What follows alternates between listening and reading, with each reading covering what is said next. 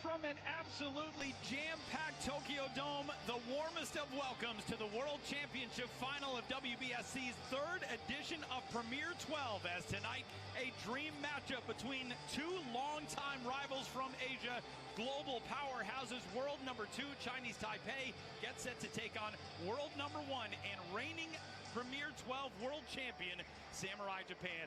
Welcome everybody inside these hallowed grounds at the Tokyo Dome alongside JP Morosi and Ryan Rowland-Smith.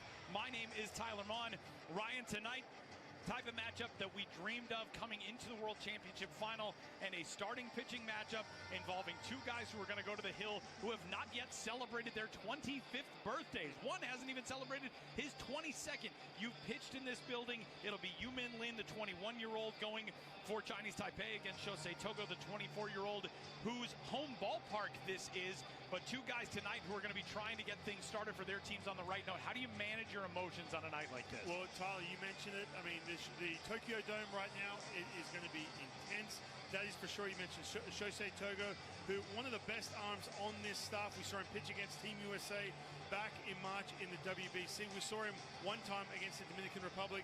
But I think the real story here is Yin Lin with his Chinese Taipei team. Young prospect, most talented kid on this roster. He does have some limitations. It's going to be key for Chinese Taipei and this lineup to have a chance against Japan. He has to go deep, regardless of the limitations, regardless of some of the emotion that's flowing through him right now, pitching for his country, Chinese Taipei. The fact he's 21 years old, but he's going to have to go a little deeper, and then they're going to have to bridge the gap to get to those late inning arms. But it is going to be a fun matchup on the pitching, that is for sure. There is the skipper for Chinese Taipei, Hao Ju-sung, and JP. Last night we got a preview of this matchup of sorts. Now, obviously, not all of the big guns were in the lineups for each side, but Chinese Taipei and Japan played on this field exactly 24 hours ago. This one tonight feels like it could play out vastly different than what we saw last night in a 9-6 Japan win. First of all, what a thrill, Tyler and Ryan, to be with both of you and 50,000 or so of our closest friends. What a community this is of international baseball. There is the great Ibata-san, the manager of Samurai Japan. A moment ago, we saw Samurai Japan's starting defensive alignment with Shosei Togo on the mound. Togo calls this beautiful ballpark his home during the regular season with the Yomiuri Giants. And if you are a fan watching back in the U.S. right now, you may recognize the name of Shosei Togo for a very good reason. He pitched innings 3 and 4 of the World Baseball Classic gold medal game against Team USA a year and a half ago. So a lot of experience that he is bringing into this amazing championship final. There you see how we have arrived to this point. So many thrilling moments and comebacks and emotional times for all these 12 nations involved. And now it is down to 2, and in a game that has been described by so many as potentially the biggest night of baseball in Taiwanese history, pending the outcome. Japan defeated Chinese Taipei twice already in this tournament. Tyler, they've been so closely matched that it will be a challenge, I believe, for Samurai Japan to find a way. 那个有需要的人看一下聊天室，那边有现场直播，这边不是哦。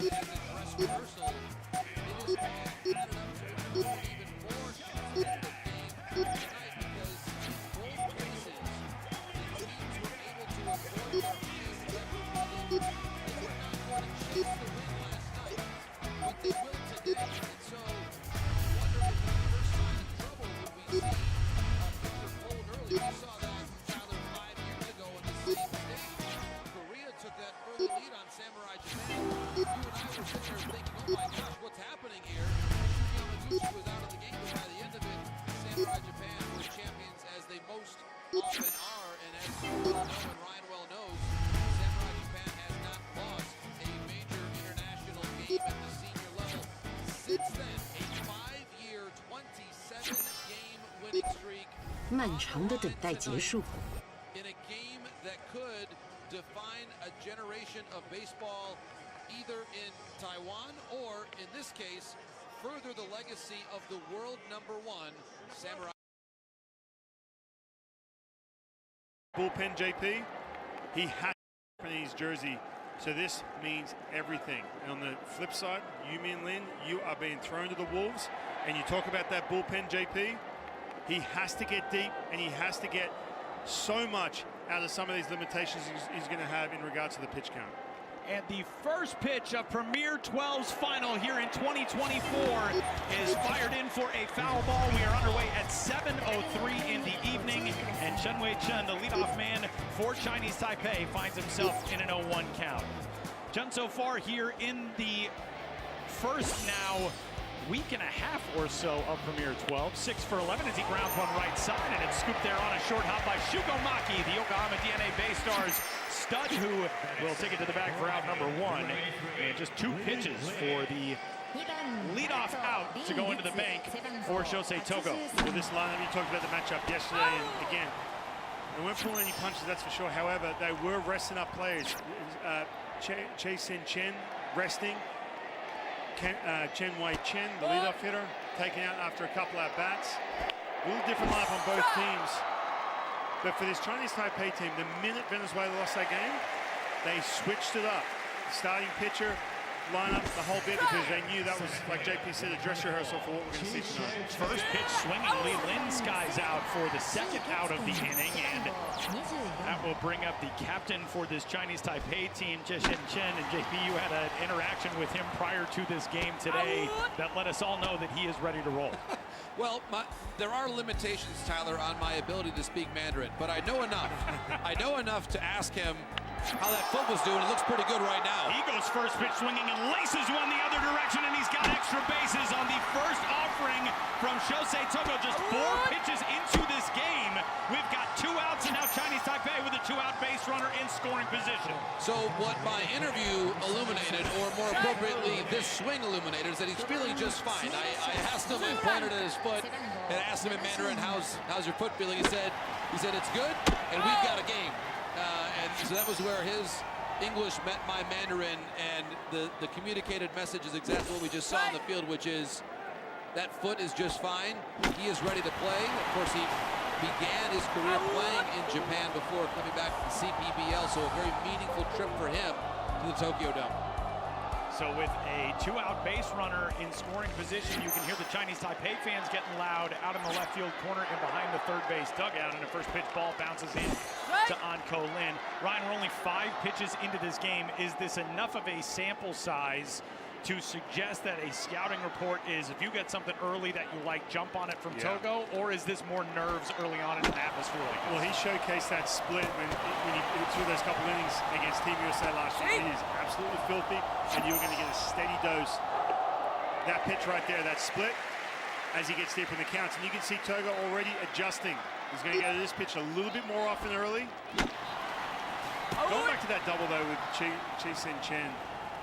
Situation, he's a team captain, he's the heartbeat of this team. When you are sitting in this dugout, I don't care if you're a mop-up guy in the bullpen or if you're the starting catcher, it doesn't matter. When your guy, your captain, the leader of this team, crushes a ball into left center field, comes up, and he's got all that presence taking up space at second base, just changes the whole tone early in this game. Especially with the reality that there was at least some question whether or not he would be feeling good enough to go today.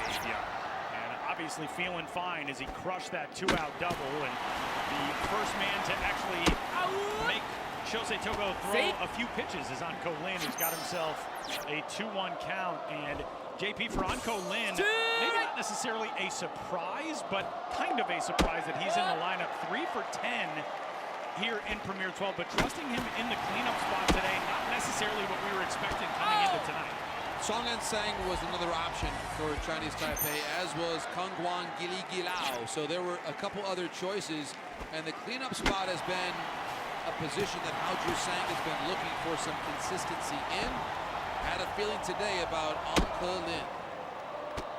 3 balls and a strike. A hitter's count on Lin right here. And he fouls that one back and was right on it as the count goes full. It's interesting. Song Lin Seng's had some big moments. But by the way, as we take another look at that split to stand up in the strike zone, the home run he hit last night, 95 miles per hour, top part of the strike zone, into right field, and nearly, I've asked this a couple times, that concrete wall back there in right field, has anyone ever bounced one off that wall? I swear, he came within about 5 feet of bouncing one off that wall. Lin waiting in the 3-2, gets the job done here in the top of the first as the 2-out double remains uncashed. Chinese Taipei gets a man to scoring position with 2 outs, but leaves him there. And we head to the bottom of 1 in the most electric baseball atmosphere on planet Earth. Chinese Taipei scoreless, and Samurai Japan coming up in the World Championship Final of WBSC's 3rd edition of Premier 12 from Tokyo. 77.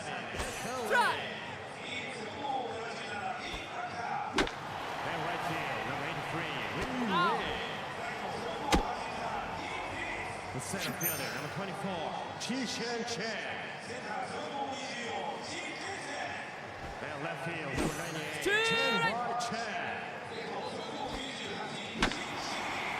And shortstop, number 90, Kung-Yu Chen. At third base, number 9, Cheng-Yu Chen. Second baseman, number 58, Tu-Hua-Yuan. At first base, number 35, Chi-Tai-Pan. Behind the plate, number 27, Chen-Lin. And on the bat, number 45, Yin Lin.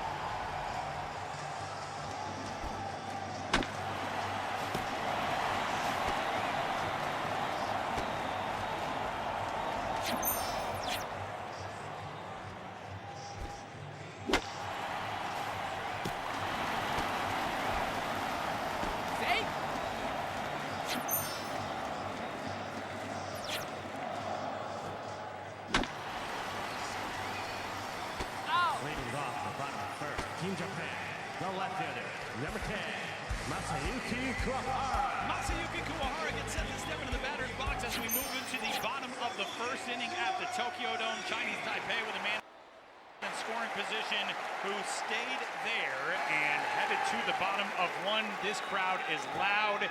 They are into it, and they are going to try to get into the head of the Arizona Diamondbacks' number 7 prospect, according to MLB.com, Yin Lin, who toes the rubber for his first offering today and gets set to go to work against Kuwahara. First pitch is a fastball that hums in there at 93 miles an hour for a called strike. It is Angel Campbell behind the plate calling balls and strikes. Ruben Ramos from Puerto Rico at first base. Alvin Izaguirre from Mexico at second. And Tim Meyer from Germany is at third. That is some good velo from Yin Lin, who generally reaches about 92 on the fastball, but 93 right out of the gate. Well, that was one thing coming in. You mentioned the fact is he's the number 7 prospect. They wanted him to get bigger, they wanted him to get stronger, and able to have that stamina throughout the season. There was one thing with Yin Lin, as you're starting to reach a good 5 to 6 months of workload, there started to be a little bit of decline in stuff. 哇，这个主场优势很大，都在唱歌啊。 Pockets of 93s here early in this game. This is for his first ball of the night with a breaking ball outside. I was talking earlier before the tournament began with Chase Selesky, who was one of Lin's teammates in the Arizona Fall League, about his overall pitching philosophy as he falls even now at 2-2. And he said it's that verti fastball, as we call it now, Ryan, that vertical ride fastball that is what Chase was telling me. Whatever the numbers are, add a couple, because to the hitter, the effective velocity is much higher. 2-2 is shot to right field and hangs long enough for the Chinese Taipei right fielder Yin Lin to get to it, one away. And I know he put a good swing on this pitch, but one thing to look for, once he starts settling in, you can see he's a little nervy right now. Everything's staying up in the strike zone. He's overthrowing just a little bit, but that changeup is such a weapon. And and we're going back to even when he stepped foot in the United States. That's all they talked about, is that changeup. It was about adding some of that stamina, that strength. Like you said, JP, learn how to pitch at the top of the strike zone. First offering fouled off by Kaito Kazono, the second baseman in this Japan order. Worth pointing out that it's been 11 days since his last start. Yeah. 11 days. It's a long layoff. And in that start at the Taipei Dome, he went 74 pitches, which I thought was honestly more than what we expected he'd get to in that first start. Comes inside from Kazono, 1-1. It's been a weird year for Yin Lin, who this season, at 21 years old in the Arizona Diamondbacks organization, reached AAA, the highest level of the minor leagues, for the first time in his young career. Kazono kind of falling away from that pitch and still cutting it. It's a foul and away. And you're seeing with the swings of Kazono, who's had a massive tournament, he's uncomfortable because of the arm angle. Ryan, as a lefty, you can speak to this. It's almost as though Kazono, who's an excellent hitter, feels as though the ball is coming in from behind him. Right. And the other thing, we got a good look at it too. You see that number 45 just coming at the hitter. It's got that delayed shoulder rotation. Tough to pick up right there. He hides the ball so well. You can see him just kind of getting what's called the hip hinge and stay in that position. And then you get a foot plant and then just explodes out of it. You can get a really good look here too. That's so tough to pick up. Now I'm telling you, when you get a swing like that against Kazono, with what we've seen the last couple of days, it's telling you something. Kaito Kazono, a very uncomfortable at bat, and he has gone on the strikeout to quiet down that boisterous crowd out in the outfield. And brings up Ryosuke Tatsumi. And the point to make is that, this is for the gold medal. This is one of the most important games, one of the most important sporting events in the history of his country. So let's start there. But the game he pitched against Korea, the Premier 12 opener at the Taipei Dome, was close. Yeah, it was close. Maybe it's 80% of the nerves of this. And in that case, he's in his home country with the pressure of being the host nation. So he hasn't seen quite this before, but he's seen something awfully close. Good point. 2 balls and no strikes on Ryosuke Tatsumi. Wow. Takes the 2-0 for a strike. Ryan mentioned the changeup. It's not just fastball changeup, but he's got a vertical movement curveball, a slider. He's also worked on a cutter in recent seasons. Well, if he can land that pitch more often than not, he's going to be in good shape. Even with the nerves. 那个投手该不会在吃槟榔吧？ And that, Ryan, is the first strike he got in this plate appearance. He was behind in the count. Yeah, 2-0. That was an amazing 2-0 pitch. Well, this was Japan's offense in the first inning last night. They exploded for 4 runs in the first on the way to that 9-6 win over Chinese Taipei. Got things rolling really quickly. Ryosuke Tatsumi, one of the heroes in the early going for his team. And here on a 2-2, he takes it just elevated, 3 balls and 2 strikes. He thought he had it. I'll tell you what, Ryan, you know what it's like to be on that mound. We're seeing some swagger from Yin Lin tonight. I was just about to say that presence. We talked about it during the bronze medal game today. He's showing off a little bit of that attitude, which you need. Hitters feed off that. 3-2 is a bouncing ball out to second, and a 1-2-3 bottom of the first inning for Chinese Taipei lefty Yin Lin. Big start for his team. You want to settle into the nerves of a game like this? That's how you do it, as the world champs are gone in order. 哇，这比昨天好太多了，槟榔哥啊！昨天直接输4分了。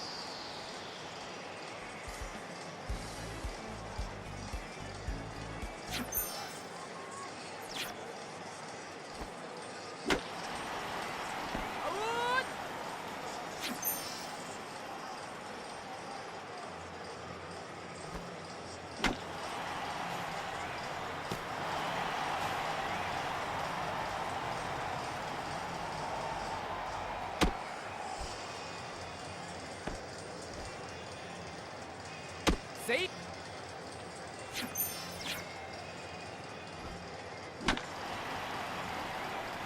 Leading off the top of the second, Chinese Taipei, first baseman, number 35, Chi Kai-Pan.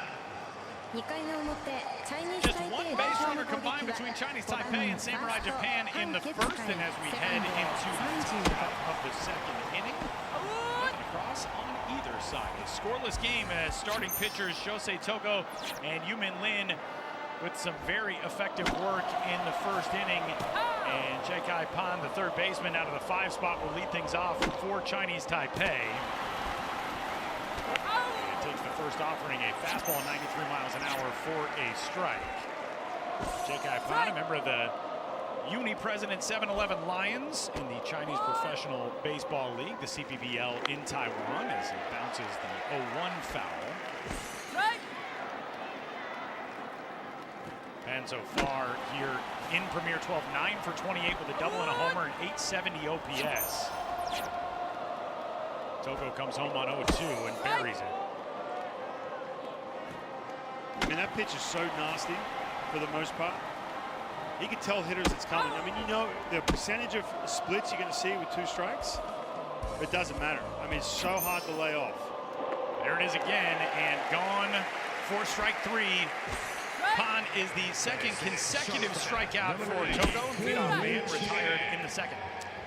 Second straight strikeout, second straight splitter to get it.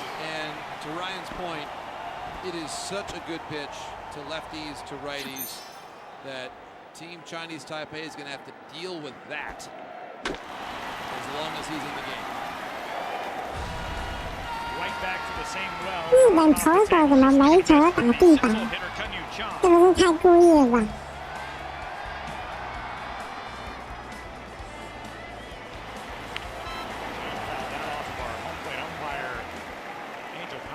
Who appears to be all right, a little bit stunned behind the plate. The U.S.-based umpire, one of the real good guys in this game. Particularly off the side of the mask, but doesn't make it feel a whole lot better. Laying off the splitter, 1-2. If you like shortstop defense, you have come to the right place. As you mentioned, Chung at the plate now, brilliant with the glove. Sosuke Genda for Japan, one of the very best in the world. This is going to be a night of some outstanding defense up the middle. You know who reminds me of it? I saw this last night. He nearly made a play in the backhand, and then all of a sudden, 2 innings later, he made this unbelievable diving play. He came up, wasted no time, and had to throw. Kind of like, remember David Eckstein, where it was, yeah, they're talking about just enough on the throw. Didn't have the arm strength, but made it work where he could get that range and get the throw off in just enough time. Hop into shallow right center, coming on Shota Morishida to put it away. 2 gone. And David Eckstein's been in the building all week with his brother. Oh, David's here as well. Yes, yeah. So David and Rick had a wonderful talk with David a couple days ago after one of the U.S. games. I didn't know he was here. Wow. Yeah, he's here. And what an amazing person. The Eckstein family, great. And actually, so David's niece, Rick's daughter, Grace, 9 years old, and is a great baseball player. She plays against boys. Oh, nice. And we will, I'm going to make this statement now. Our team's going to clip this. It's going to be here forever. We're going to be watching Grace Eckstein play on U.S. national women's baseball teams for a long time to come. The game here, women's baseball, and Tyler knows this from having traveled this part of the world and doing a lot of events at the youth levels. Women's baseball and girls baseball in Japan is really popular. And we're starting to see now more and more girls baseball opportunities with the women's national team in the U.S. The U.S. was able to beat Japan recently in girls baseball, so women's baseball. So we're now getting to that level where more and more girls have the opportunity. It's such a great thing to see, and the way that Grace loves the game was inspiring for me to witness as well as a father. That's awesome. Veronica Alvarez, if you are tuned in, the manager of the U.S. women's national team. Got to keep a young Eckstein on your radar as the 2-2 pitch is fouled off third base side by Jung Wei out of the CTBC Brothers organization, the reigning CPBL champions. JP, what's the exit velo on the young 9-year-old? Do we have any numbers or what? I don't know if I have numbers, but I'll tell you this. So you talk about practice with a purpose. She was out there, Grace was, with her dad. Really? Rick, taking fly balls against the backdrop of the dome.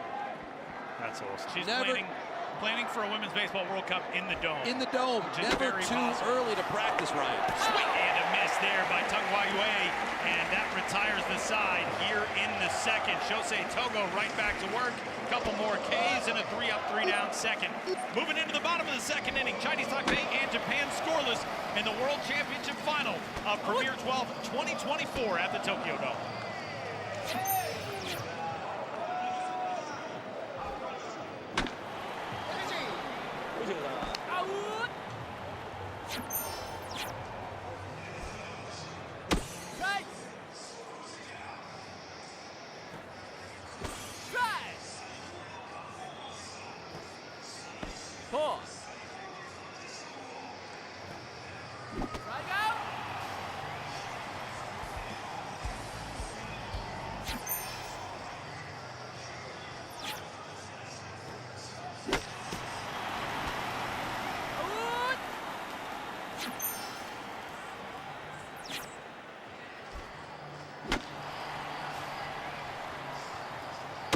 哇，今天的比赛进度比较快，还没有半小时就打到准备第3局。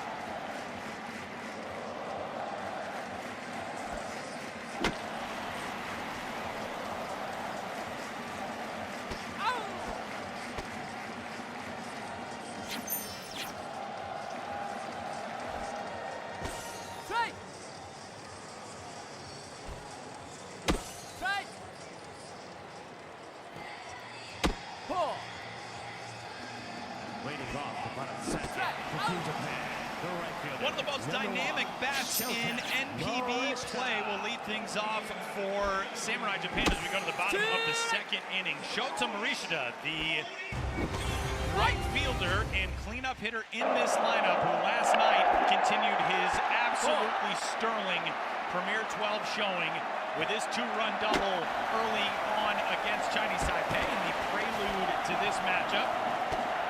Shota Morishita, listen to these numbers here in Premier 12. 10 for 24, 3 doubles, a home run, 9 runs batted in, 13 runs scored. He is slashing 417, 667, 515. Actually, check that. 417, 515, 667. We've got the on base and slugging columns structured differently on our stats portal here as the 0-1 is bounced foul. That is a 1182 OPS, and Morishita has just been hard to sneak anything by as Yin Lin out to 0-2 against him.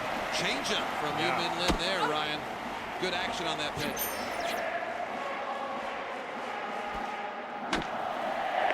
Trying to elevate on him, and Morishita not biting.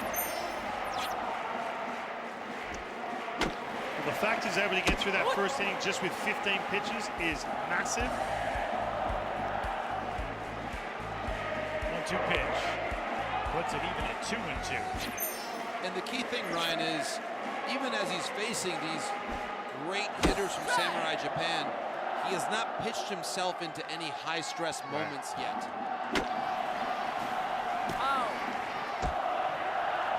2-2, ground ball back up the middle. A nice pick on good range from Kun Yu Chong, who retires Morishita 1 away.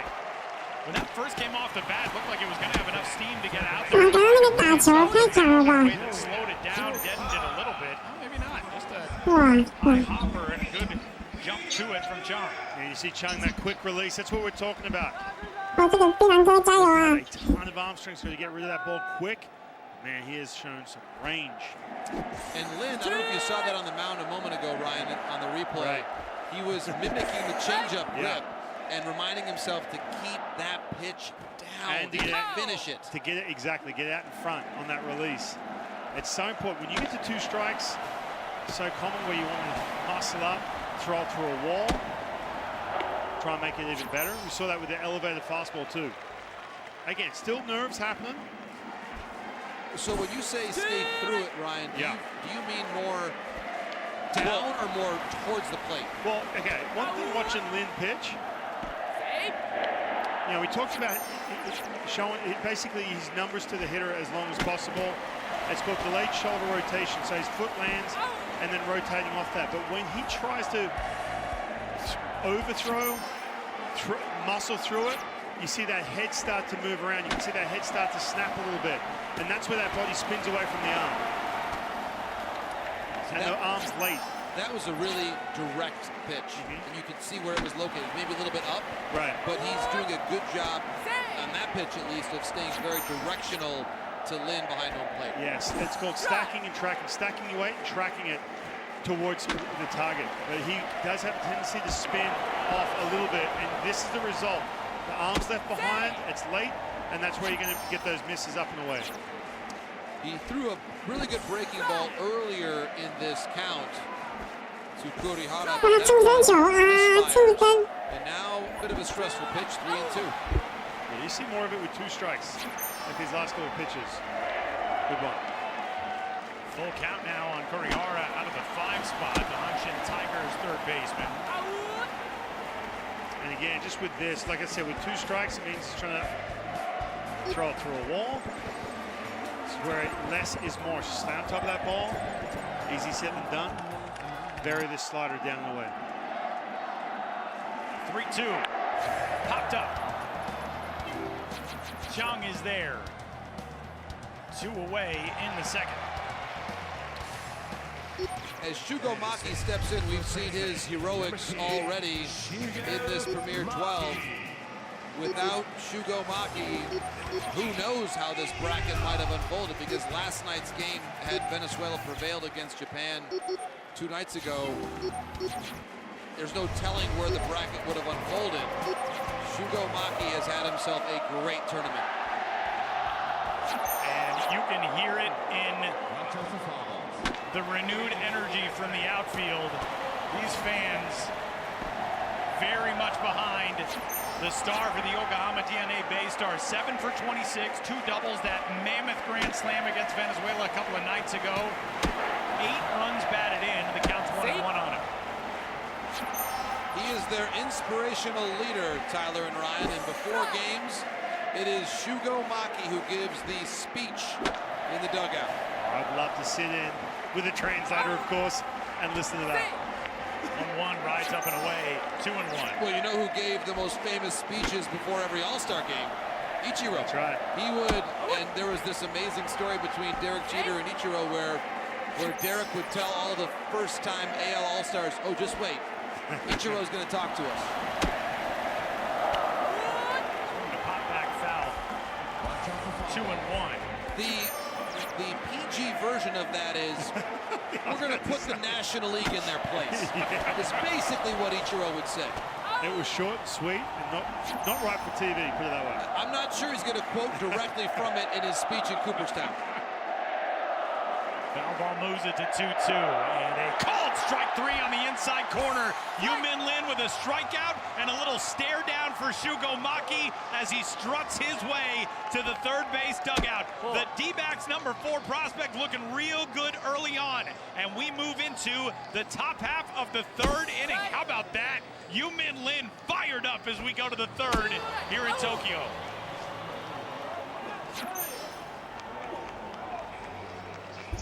成年人手我才敢讲，这投手也太凶了吧！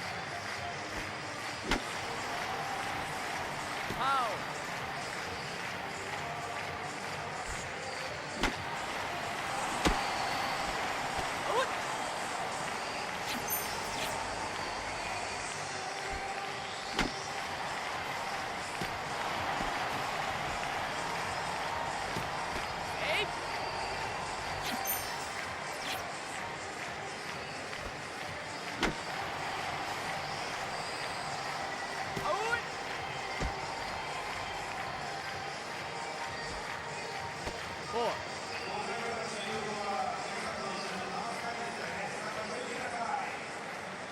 So far, through the first 2 innings of this ball game, a World Championship final in Premier 12. It's been kind of an anything you can do, I can do better between these 2 starting pitchers, Yin Lin and Shosei Togo, and it will be Togo back on the pitcher's mound as he goes to work against an Arizona Diamondbacks prospect in Lyle Lin. Cha-Cheng Lin is Lyle's given name. He goes by Lyle in his professional career in the United States, as he did during his time at Arizona State University. And the first pitch is popped for out number 1.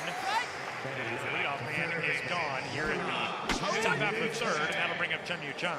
Lyle Lin really is a great story. He grew up in Taipei, Taiwan, and did his high school studies at J. Sarah in California. Lived with the host family there. And he was talking about how his family's dream was to be able to be educated in the States, and so he stayed with host families there to make it a possibility. His sister had done the same thing. So the Lin family, highly educated, they've done a lot of great work to help their children reach moments like this, and now Lyle behind the plate. Swinging a drive down the right field line. If that stays fair, Chinese Taipei nearly on the board as it hooks foul. Out of the 9 spot, Chun Yu Chung almost left the yard, and instead a long strike 1. Wow. We talked about getting on Togo early. That's been the approach. His first time through the lineup. Just a hair out in front. Among the 3 of us, I am the least scouting inclined, but the hip clearance on that swing is now a bouncing ball to the right side will result in out number 2. You can see the drive from Chung's lower half. Yeah, and that's, you're talking about clearing that front hip. We see a lot from these Taiwanese hitters. They just clear out front and they can get to that pitch middle in, essentially cheating on that fastball. However, it makes you very susceptible to that Togo split, middle away. You can miss that pitch by 3 feet, but if you guess right, that can be the result. So 2 quickly gone here in the top half of the third. We'll go back to the top of the order. And Chen Wei Chun, member of the Rakuten Monkeys in the CPBL back home in Taiwan. 2 balls and no strikes on him. Chun a ground out to first to lead off this game on the second pitch of the ball game. Took just 5 pitches to get through the first 3 hitters for Shosei Togo. There's a foul ball third base side, gets Togo out of the count. 2-1.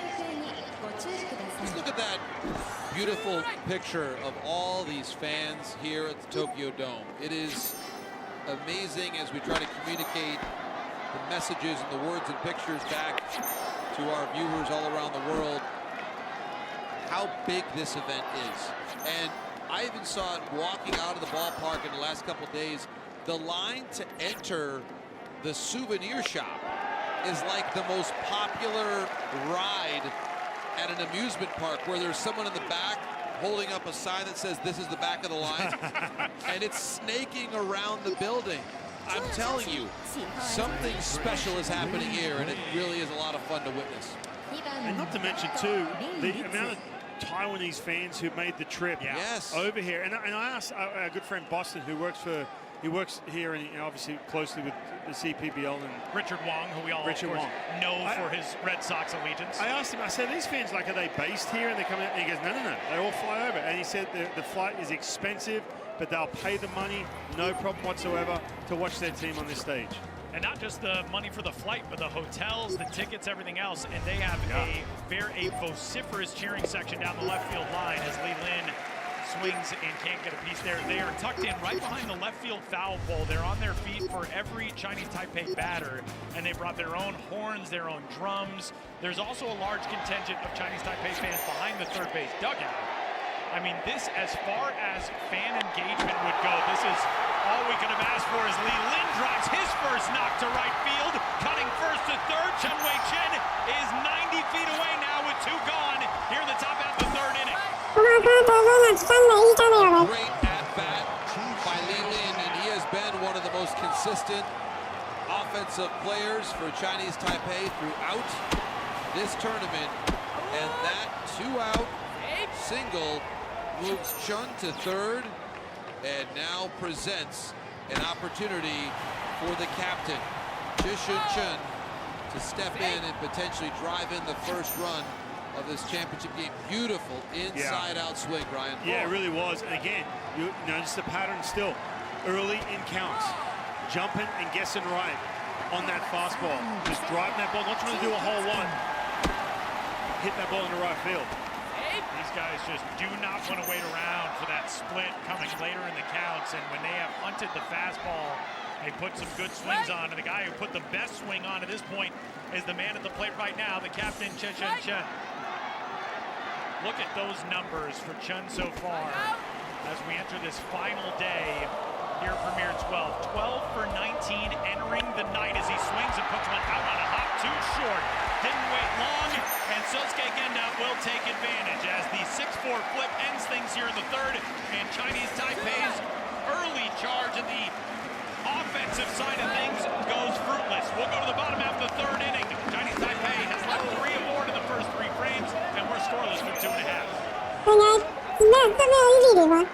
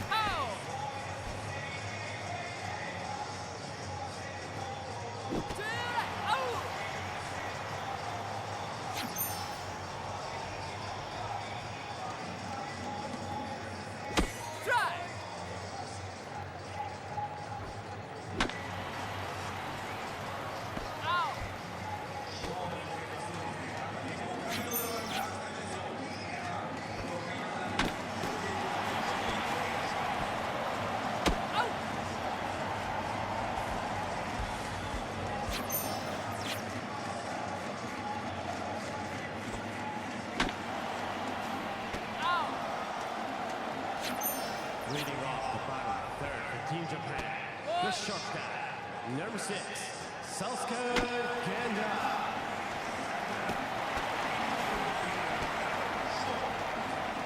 7, 8, and 9 for Samurai Japan, the world's number 1, as we head into the bottom of the third inning. Sosuke Genda will lead things off for the reigning world champions of Premier 12 2019, as well as the 2023 World Baseball Classic, the 2021 Tokyo Olympic Games, the 2024 U23 and U15 Baseball World Cups, the Women's Baseball World Cup, the 2023 U18 Baseball World Cup, the 2022 U23 Baseball World Cup. They've done a lot of winning at the Samurai Japan offices in recent years, from U12s all the way up through the senior men's and women's national teams. As we move into the bottom half of 3, the defensive wizard Sosuke Genda dropping out of the 我又要气分，又想打人啦！ obviously on 这不是主打投手，是不是大辅出来兼职打球？ we've seen a lot of swagger early on from Yin Lin. Yeah. You kind of feel it when you can rattle guys a little bit, if you can. For sure, absolutely. And look, being in situations where you're playing a team that they are simply, on paper, more talented than you are. But you have to have that demeanor or something, that presence of mind or whatever it may be, that psychological edge. Now, obviously he's not trying to hit him, but we did see at the end of last inning the stare down with Maki, who we saw hit a giant grand slam very recently. He's the heartbeat of this team. So that says a lot. We've seen it all night long, that swagger. Yeah, there is a lot more than just the talent that is at play tonight, with Yin Lin getting this nod from Hao Ju-sung, because he carries with him, I think, the energy of a new generation for Chinese Taipei baseball. As this one bounced back off of his glove, loses it behind himself, and Sosuke Genda is aboard on the bouncer back to the mound. That is the first base runner for Samurai Japan, and it leads off the bottom of the third. One last note on Lin's swagger personality to get back to the conversation I had with Chase Selesky, who was his teammate in the fall league. Chase said that one of the things that Lin, who, by the way, when he's playing in the States, his nickname is Jimmy. Jimmy is his nickname. So Jimmy would always ask us, not about all these different aspects of American culture, but actually he wanted to know about the great football quarterbacks. He was asking his teammates about, hey, who's Patrick Mahomes? Why is he great? Why is Tom Brady great? So clearly there's a fascination with the American superstar and how the American superstar carries himself. He carries himself with a lot of confidence on the biggest of stages. Keeps Asano, the DH from the Yokohama Bay Stars, gets under one to right field. Shallow, not even right field. That'll barely back the second baseman, Tungwagwe, out of the infield, and the first out recorded here is a third. That's a big out. Big reason why, just 2 pitches. You can see him, the command starting to go, the velocity's declined a little bit. You want to get some length. Getting a 2-pitch out, and we've seen that momentum slowly build in these innings with this Japanese team night in, night out. So to get that quick out right here and get the first out of this inning was huge. The other thing too, Ryan, this is a guy who does pitch for a major league organization in the United States. There are going to be limitations on exactly how long he can go, pitch count, etc.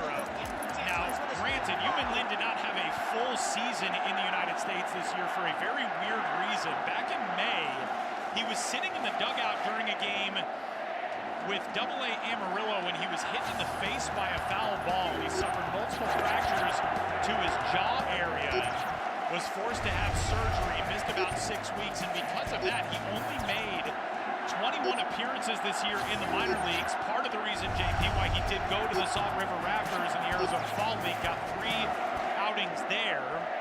The Arizona Fall League, for fans who are tuned in from elsewhere, might not be familiar with the major league and minor league structure in the U.S., kind of a showcase circuit for prospects in the United States. So getting that work and now getting this work, these are very valuable innings for Yin Lin at this stage after a weird year for him.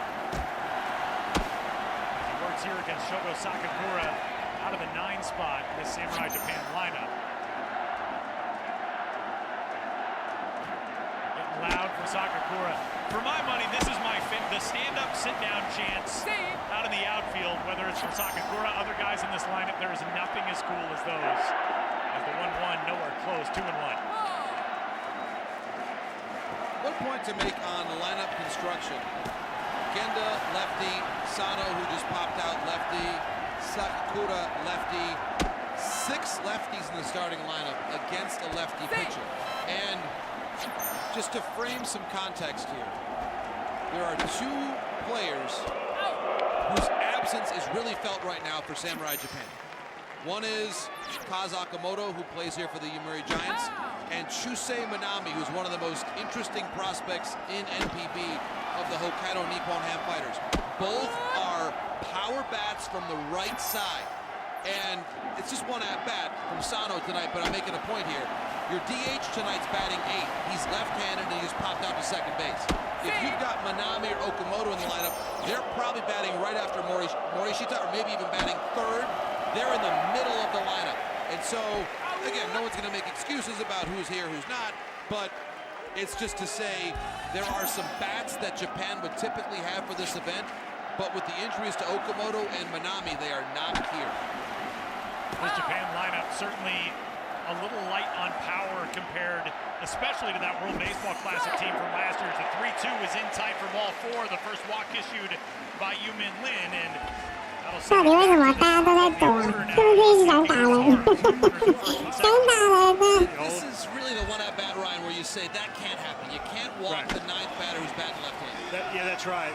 And more importantly, though, for the big picture of this team, again, 3rd inning, you're trying to see how can we get through 3rd, 4th, into the 5th. Chinese Taipei's biggest weakness is going to be the depth in that bullpen, trying to bridge the gap to some of those power arms once you get to the 7th, 8th, and 9th. The wheels are going to start turning right now for Sang, the manager in that dugout, who's going to potentially be staring down a situation, mix and match, if Lin continues to show some of this fade right now with his stuff. It is as much of an all-hands-on-deck kind of night as you can have in baseball. There are guys who are looking at the offseason and don't care if they threw last night, don't care if they threw the day before. They want to be ready, and now we're going to get a visit to the mound from Yin Lin, one of the pitching coaches for this Chinese Taipei team, and a guy who's managed at the youth level as over 45 pitches now. Lin starting to battle it a little bit. And Tyler and Ryan, let's think about this. In his first outing, he went 74 pitches against Team Korea, and that got him 4 2/3. He is well behind that pace right now. I don't see him getting anywhere close to that level, to be honest with you. And part of that is, even though Samurai Japan does not have their full first choice lineup, they are still a better and deeper lineup than what he saw in Team Korea the first time out in this tournament. This lineup 1 through 9 is just going to put together incredible at-bats all the way through. As back at the top of the order now, the 1-0 offering after the meeting of the mound fouled away. Kuwahara finds himself in an even count. But again, young pitcher, I know there's all kinds of stuff. We can talk about stuff all night long. But these are those learning moments for him that are going to be huge throughout his career as he throws a changeup, able to land that pitch and get that kind of reaction. But these moments, your heart rate's through the roof. You can hear the decibels in this building. You have to make pitch after pitch and wiggle your way out of this tough spot. What Yin Lin in Chinese Taipei would love right now is a ground ball at somebody on the infield with runners at first and second. He's got Kuwahara to a 1-2 count. Kuwahara 5 for 25 entering the night here in Premier 12. All of his hits have been singles. He has walked 3 times, but he has scored 8 runs. Shows you what he's done out of a leadoff spot. 1-2 pitch, and a swing and a miss. Big time second out for Yin Lin. That does a couple things. Number one, after that mound visit, he just kind of set his back leg, drove off it, got his everything back in sync, number one. But number two, that changeup is a statement. All of a sudden now, Kuwahara walks back to the dugout, second guessing that fastball a little bit. Conversations in the dugout. The whole dugout just saw that changeup, said, man, okay, now we're going to protect against this pitch. But because of the way Kazoto looked against the slider early on, Ryan, you got to go back to it here. That's exactly what Lin was thinking. So with 2 gone and runners at first and second, a 1-0 count on Kazono, who has been out of his mind hot at the plate here in Premier 12.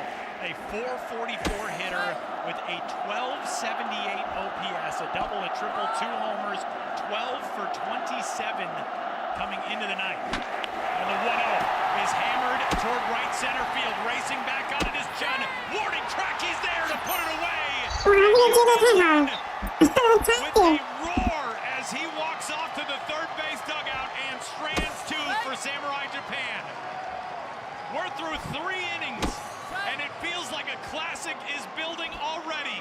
The World Championship Final of Premier 12 from the Tokyo Dome. Scoreless as we head to the 4th.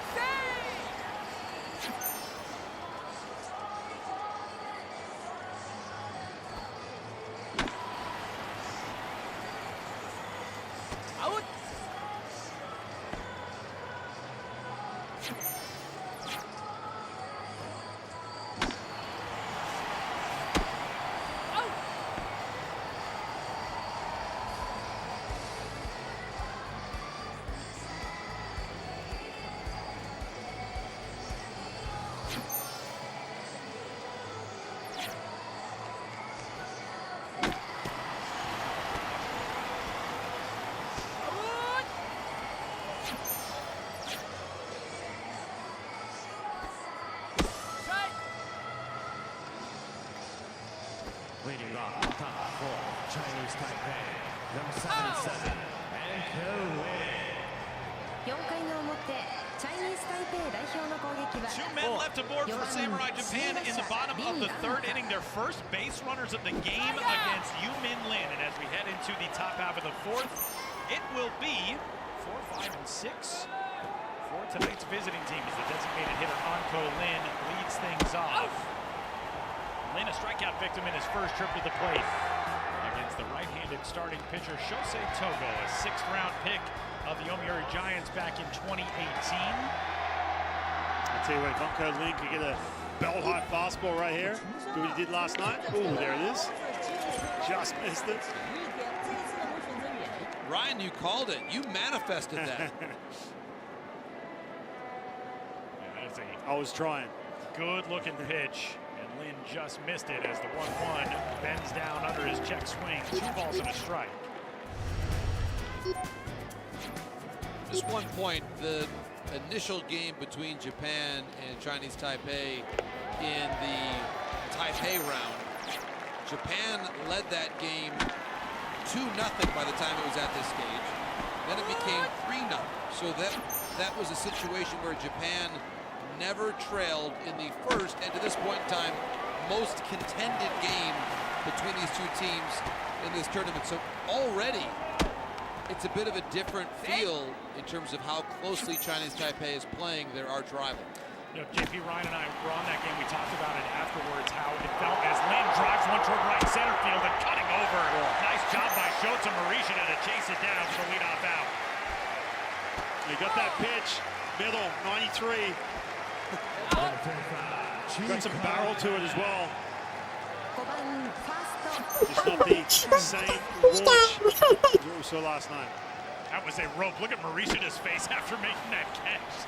He felt lucky to get to it. That thing was smoked so hard out toward right center field, and a great job by Japan's star out there in right to hunt it down, and that'll bring up Chekai Pan, who takes the first pitch for a called strike one. But one thing that we mentioned to each other after that game, it felt like Chinese Taipei's fans were never able to fully get into it the way that they would, even with just one early run. They were held down by Japan's pitching staff throughout the night. Obviously, they were loud, they were just as engaged as they would be, but there is another level of energy and electricity that a crowd can bring with a lead or even just with a run scored in a rally. And Chinese Taipei had a few opportunities that went awry in that game. Japan just controlled it start to finish, even though that was a very tight one at 3-1. Yeah, it did not feel like 3-1 at all, did it? The amount of times we said, oh, this feels like it's about a 7-run game right now. Well, actually, I said 6. You messed that up. I said 6 runs. I try to forget most things you say. Yeah. 1-2 pitch on the way to Pan, and that one just misses. What's 1 run among friends here? But I suppose the takeaway message and the thing we're trying to underscore here is that Chinese Taipei has never led Japan through now 2+ games against them. Swing and a miss there. And so Chinese Taipei looking for their first lead against Japan in this 哇， tournament. 今天是很难得分的 The 日子 longer 啊， this game stays in a 压力很 scoreless 大。 tie, the more it is コング against the script of what Samurai Japan's been living by for so long. They're so unaccustomed to being tied, let alone behind in this tournament. The other thing about this, too, is that Chinese Taipei has not beaten Japan in any matchup at the top level in international baseball since the 2019 Asian Championship. So it almost feels, from the flip side for Chinese Taipei, like, hey, we're in this game right now. This is not a feeling that this program and this national team are that accustomed to at this level in recent years. However, 5th, 6th, 7th innings, that's where all the damage, Team USA, that's where the damage happened. Rich Hill came out of that game, 5th, 6th, 7th, that's when the damage happened. Venezuela the same way. Same way. And last night, again, the game was a little different against Chinese Taipei. So that's what I said in the open. How can you bridge the gap from Lin right now, who's starting, to get to those power arms? Because they have them. They have some weapons in the bullpen, but they're going to somehow navigate their way to get to those arms. You would certainly say, Ryan, that the advantage late innings belongs to Japan. Absolutely. Their bullpen has been so good. Yeah. That has been, as much as we talk about Morishita and others, the bullpen is the reason why this winning streak is now at 27 games. But then again, you talk 5th, 6th, and 7th, 100% goes in Japan's favor because they have that depth, they have that extra arm in that bullpen, that extra lefty, that extra righty. But no, you're right. I mean, man, we got so many weapons in that bullpen. And I would say that Sumida has thrown a lot in this tournament. He might be good for an inning or less tonight. 3-2 left side and through a base hit. 哦，这球可以，这球可以，上来了。 Taipei's knocks to this point, and all of this team's base runners have come with 2 outs. And they get another one here in the 4th. We'll see if the script is any different than the first 3 innings when they left 3 on. 7番セカンド角東華 Little David Eckstein-esque on the offensive side too. He really is. I had 100% JP and Tyler had no idea he was here. I knew his brother was. I didn't realize David was here. He was. I had a nice talk with him the other day. And actually, one of the things we touched on, and I realize we got 2 outs, so I'll be somewhat brief with the story, is just the challenge of forming together a national team identity. And the bigger your country is, the harder that becomes. Ryan, you, through playing with Team Australia, you knew a lot of your teammates for years and years. And that is one thing that we saw Team USA build that, and eventually it's why they won a bronze medal today. But it takes a long time to transfer tools to team. Team comes first for clubs and organizations like Team Japan and Team Chinese Taipei and Team Australia. Yeah. Yeah, it's funny, and again, I'll keep this quick as well, but we saw Cuba last year in the World Baseball Classic. They didn't have that same gel chemistry as a national program, in my opinion, just because it was a different build, right? They could now all of a sudden take major league players back, and it just kind of felt like they didn't have that same sort of camaraderie without it was them against the world. On 1 pitch, misses 2 balls and a strike. It is interesting that you guys bring that up, and it dovetails perfectly with a topic for the bottom half of the 4th inning. If we see Yin Lin out there again, this Chinese Taipei national team is constructed of so many guys who have been part of youth national teams. As another check swing, it feels like, Ryan, Chinese Taipei is getting a lot more 还要有机会给4号保送哦。 from Shosei Togo and lay off of things. Well, let's not forget too, as he gets 2nd time, 3rd time to the lineup, he's going to try and get that split. And if they are disciplined enough, you're going to see counts like this if you can't land that pitch. 3-1 fouled away as Tung Hwa Yue went after a fastball. Because he's counterattacking their approach too, and this happens all the time. If you can show that you can get good contact on fastballs and guess right, or figure out sequences, all of a sudden 2nd time, 3rd time, if you cannot land that secondary pitch, you're going to see more and more deeper counts. Big pitch coming up here. And a swing and a miss. Retires Yue, who is gone on strikes for the 2nd time this evening. 5 strikeouts for Shosei Togo, who strands another one. He has left 4 on board for Chinese Taipei through the first 4 innings. We go to the bottom half of the 4th, locked in a good one. Scoreless through 3.5 in the World Championship Final of Premier 12.0-0，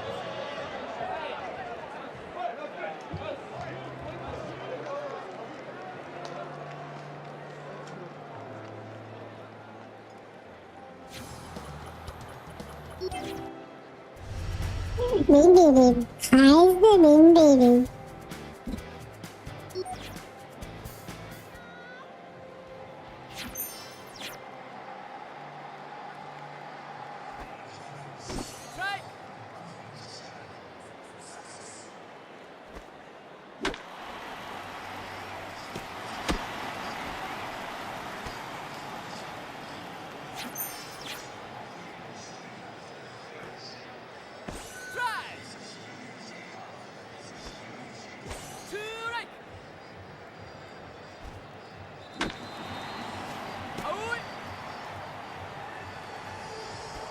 Deadlock.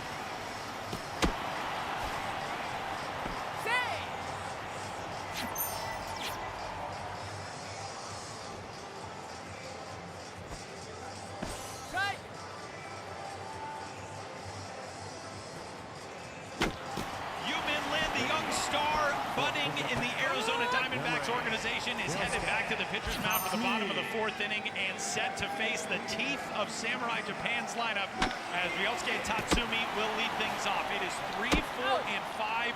And you guys, this feels like a hinge point in this game. Ryan, if Yin Lin can stare down 3, 4, 5, this is a big, big spot for him in this game. It really is. Now, you're looking at 51 pitches. Okay, we've talked about the pitch limit. I don't know what the conversation's like in the dugout. I will say this, though. When you're a starting pitcher and you keep glancing up in your peripheral vision, checking out your pitch count, and you're trying to manage and keep that stamina right where it's at and everything else, sometimes when your manager says, hey, listen, you've got one more inning, they give you sort of that heads up. You get that mentality where you just want to empty the tank, and it can be such a benefit. Now, on the flip side, if nothing's said to you, and again, everyone's a little bit different, but for me, when nothing was said, it's like, oh man, okay, is this going to be it? Should I try and preserve a little bit? But this might be good if he can empty the tank here in the 4th and hand it off in the 5th. One pitch is up high, a ball and a strike. Prior to the end of the top half of the 4th, we were talking about that national team culture creation, and Yin Lin is the guy for that conversation for Chinese Taipei. He is sort of Mr. World Cup. Yin Lin played as a two-way player in the 2015 U12 and 2018 U15 Baseball World Cups, then strictly as a pitcher in the 2019 U18 and 2021 U23 Baseball World Cup WBSC events. And it's really where he put himself on the map. The MLB.com scouting report on Yin Lin says the 2021 U23 Baseball World Cup is really where he opened eyes for major league organizations in the United States. I disagree with that because in 2019, the performance he put on in Busan, South Korea at the U18 Baseball World Cup was absurd. 4 games in that World Cup, 2 starts, 2-0 mark, a 0.64 ERA over 14 innings pitched. He struck out 15, walked 6, allowed a run on 3 hits. Opposing batters hit .068 and .068 batting average against. And then he did come back. So he misses way up and in for ball 4 and a leadoff walk against Ryosuke Tatsumi. The second walk now for Lin after a 1-out walk last inning, and a base runner who runs really well. Japan's leadoff walks has been numerous in this WBSC Premier 12. This is a massive at-bat, and I had for a fleeting moment the thought of, do you pull Lin right now? Because you've got Japan's best hitter, right-handed, middle of the lineup. I don't know. He's now walked a batter for the 2nd plate appearance in the last 4. It's a tough call, Ryan, but at least the thought crossed my mind. Yeah, I think 2 things have to come into that. Number 1, the conversations you've had with him in between innings, and you obviously were way more familiar with how this guy ticks. And even Lyle Lin, too. We talked in between innings. Lyle Lin will be a big culprit of that conversation.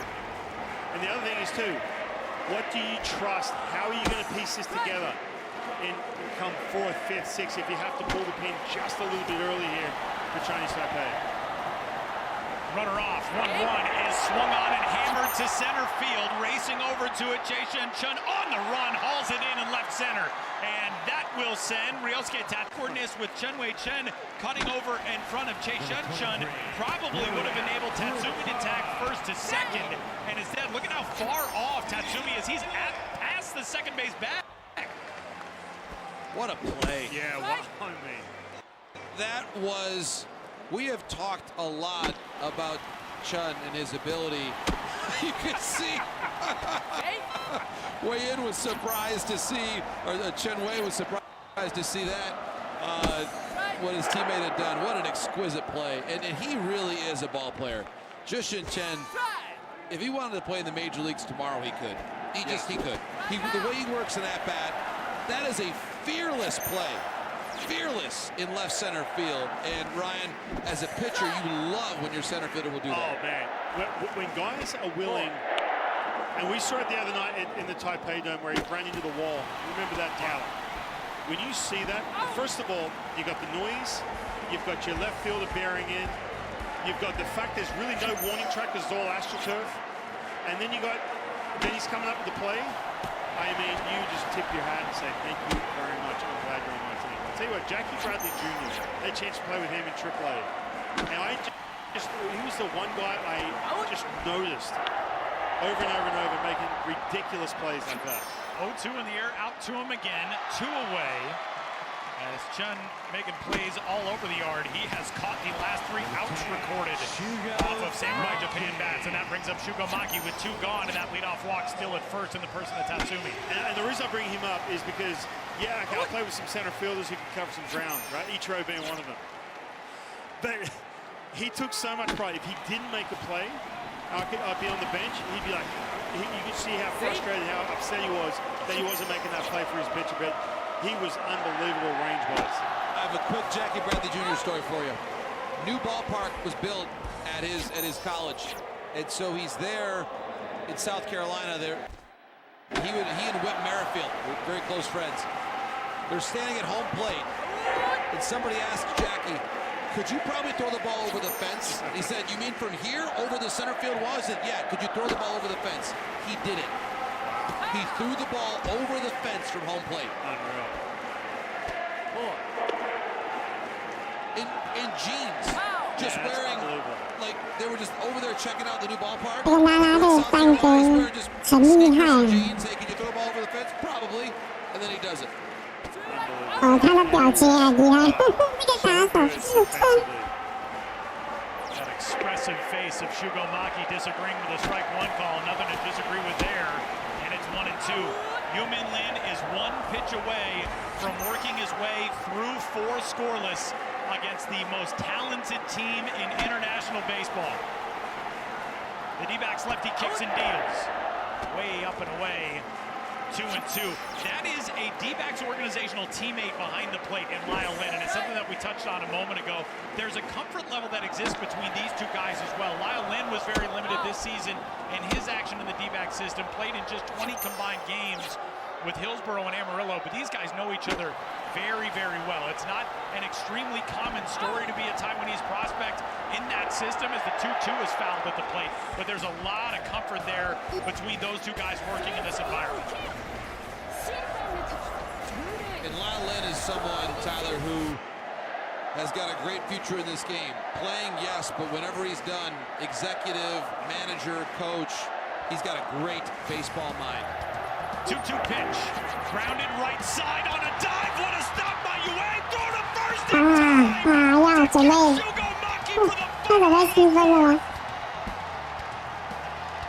Zheng was all the way up the middle. That thing was to a standard second base defensive spot. He was still able to hunt it down from where he started, almost behind the bag at second, and he gets the final out on Maki to end the 4th. Brilliance in the field for Chinese Taipei, and we head to the 5th and a scoreless ball game, the World Championship Final of WBSC's 3rd Premier 12.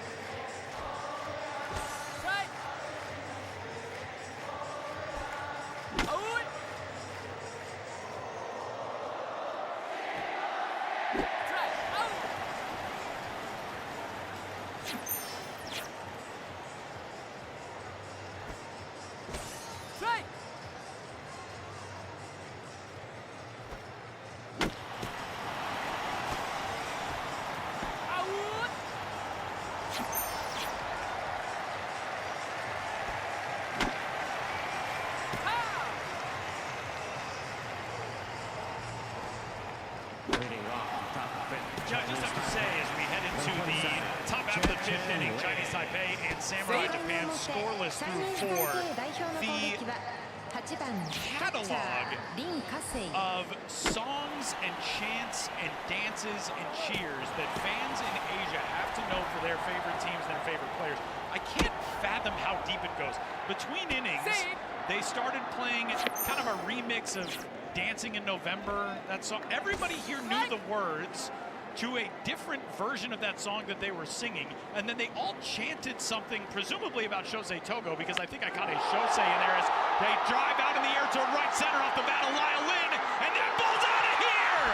Lyle Lin comes through! 哇，全垒打，全垒打！哦，率先得分了。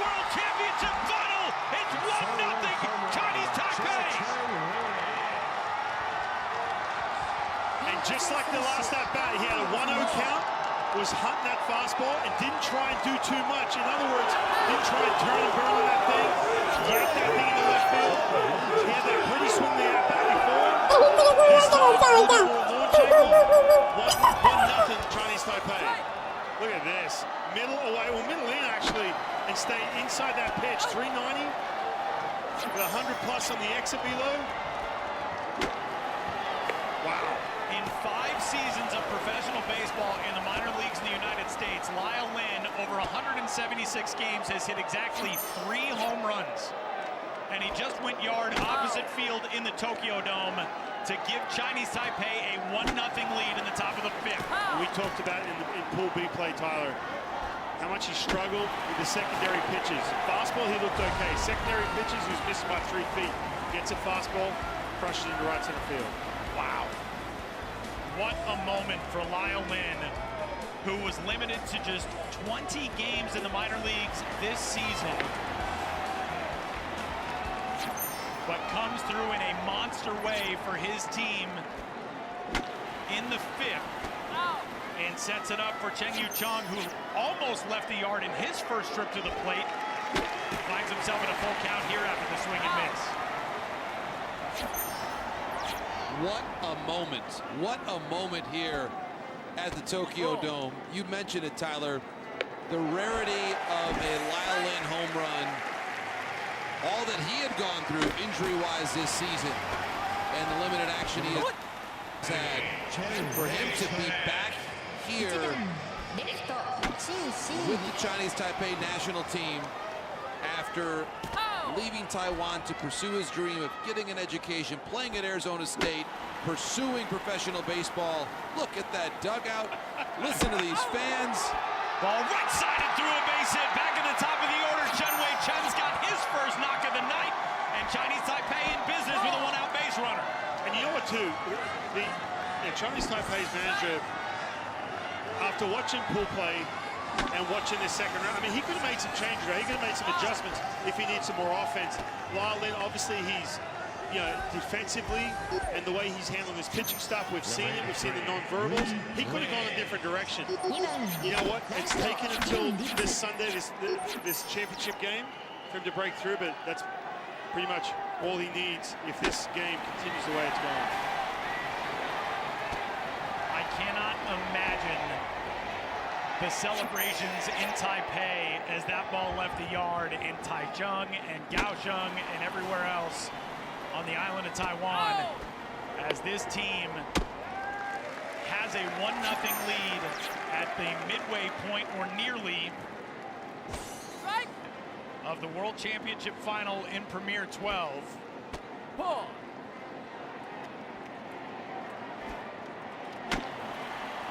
Check over on Chen Wei Chen at first.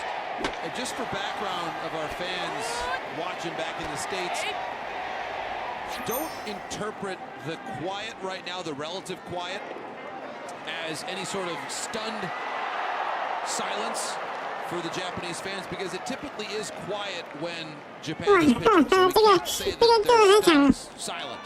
However, the noise that you are hearing is from the sizable Taiwanese contingent here. And as you pointed out earlier, Tyler, the number of people who have traveled here and the passion that we sense of the fans back in Taiwan, it is extraordinary, and it is felt here. a single in his last trip to the plate. Able to hold up there to make it 1-2. Lin, a member of the Rakuten Monkeys in the CPBL. Over his 8 career seasons, a .914 OPS. Takes out one off the inside corner, a fastball that just missed. They even it up at 2-2.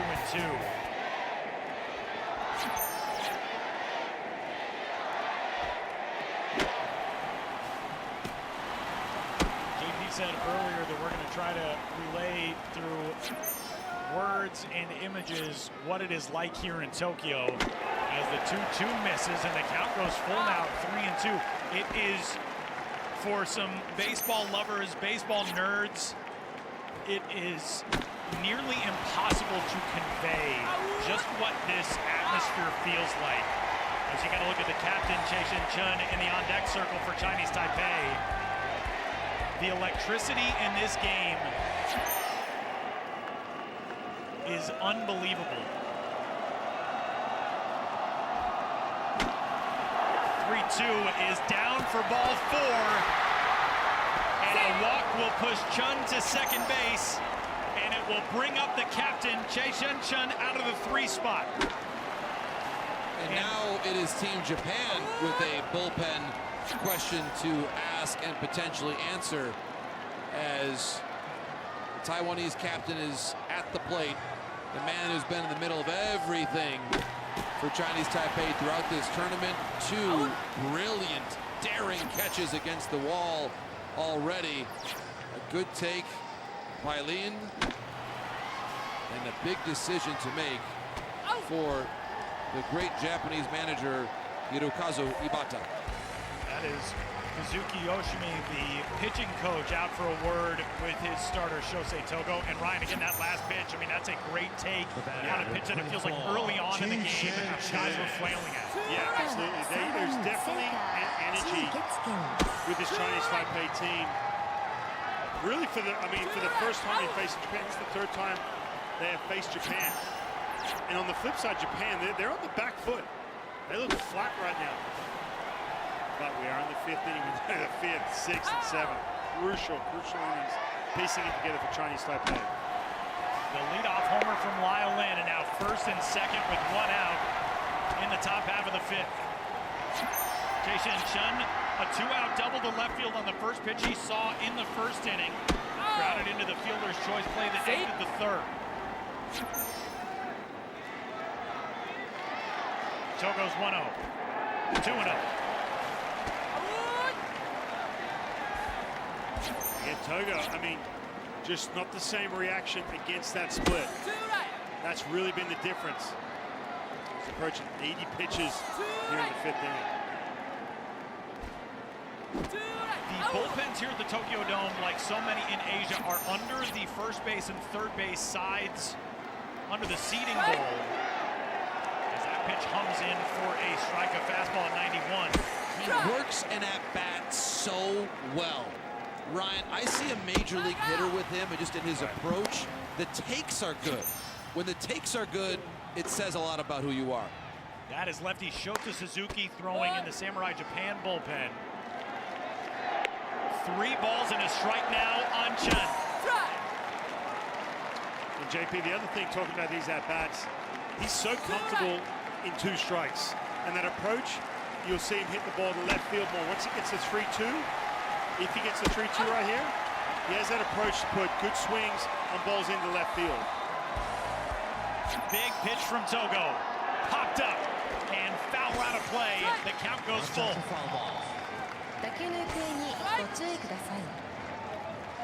This is where you're going to be careful. If you are going to go with that split, that's 3-2. You have to bury it, or he can, like I said, flip that ball in the left field. All of a sudden, Chinese Taipei will have a 2-0 lead. The clock is ticking on Shosei Togo. Big 3-2 pitch coming up here against Chinese Taipei's captain. And a foul ball down the left field line over toward the Excite seats. And that will get into about the 3rd row of those seats. By the way, Tyler, your education of the proper terminology for those seats is one of my highlights, of many highlights during this Premier 12. They give you a helmet, they give you a glove. I want to take in a game from the Excite seats down the baselines.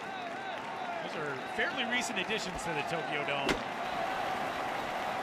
home of the Yomiuri Giants. And one of their aces on the mound trying to get out of a fifth inning jam here in the World Championship Final. 3-2. A ball crushed toward right field. Back goes Morishita. Gone! 再一次全垒打！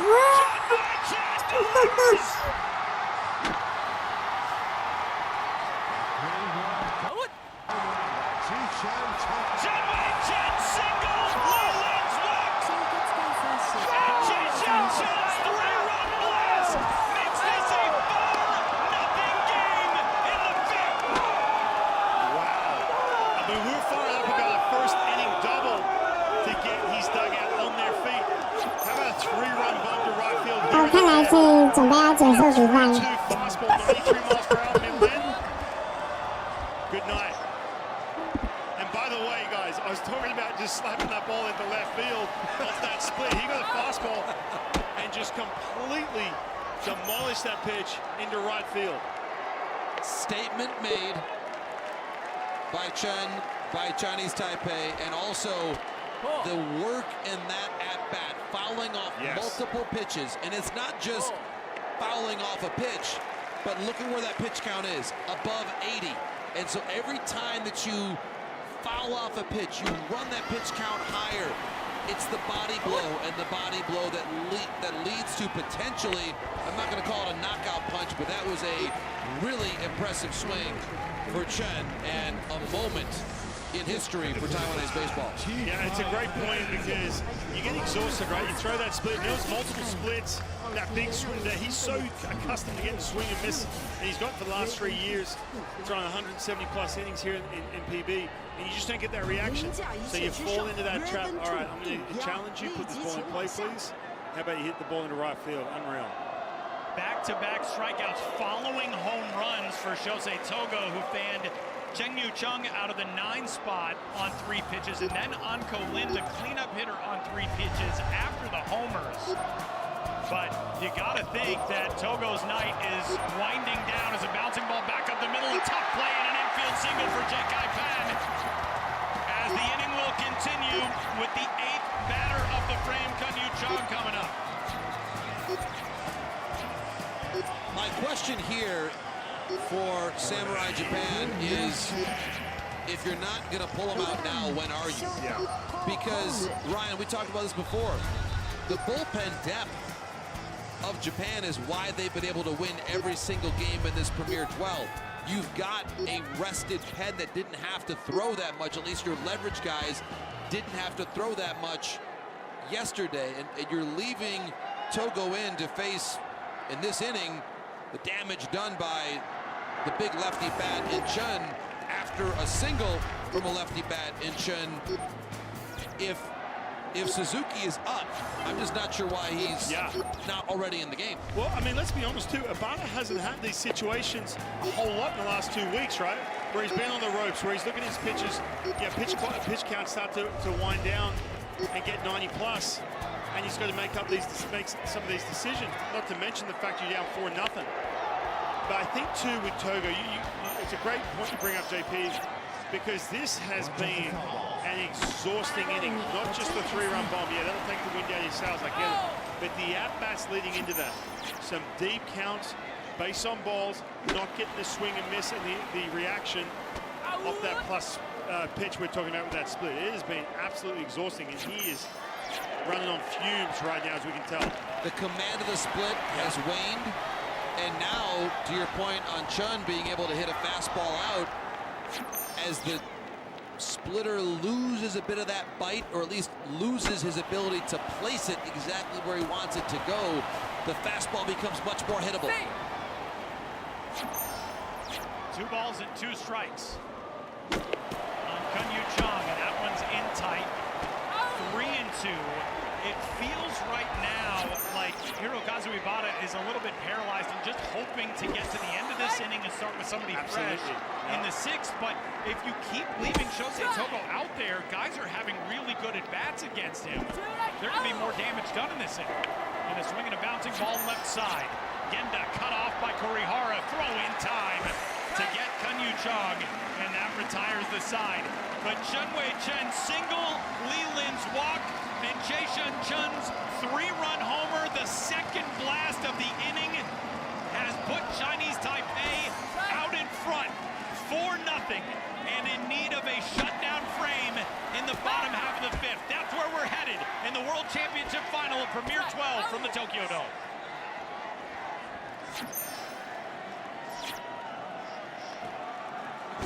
Strike!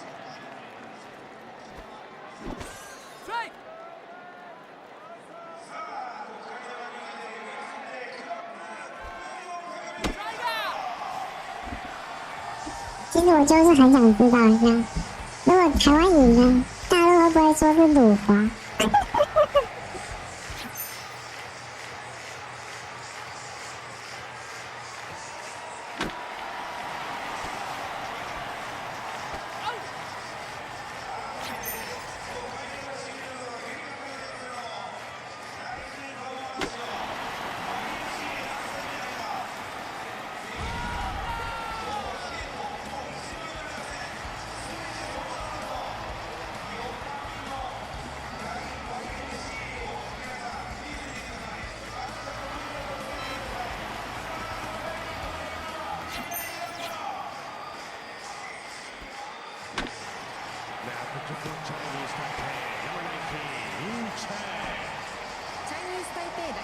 ピッチャーの交代をお知らせいたします。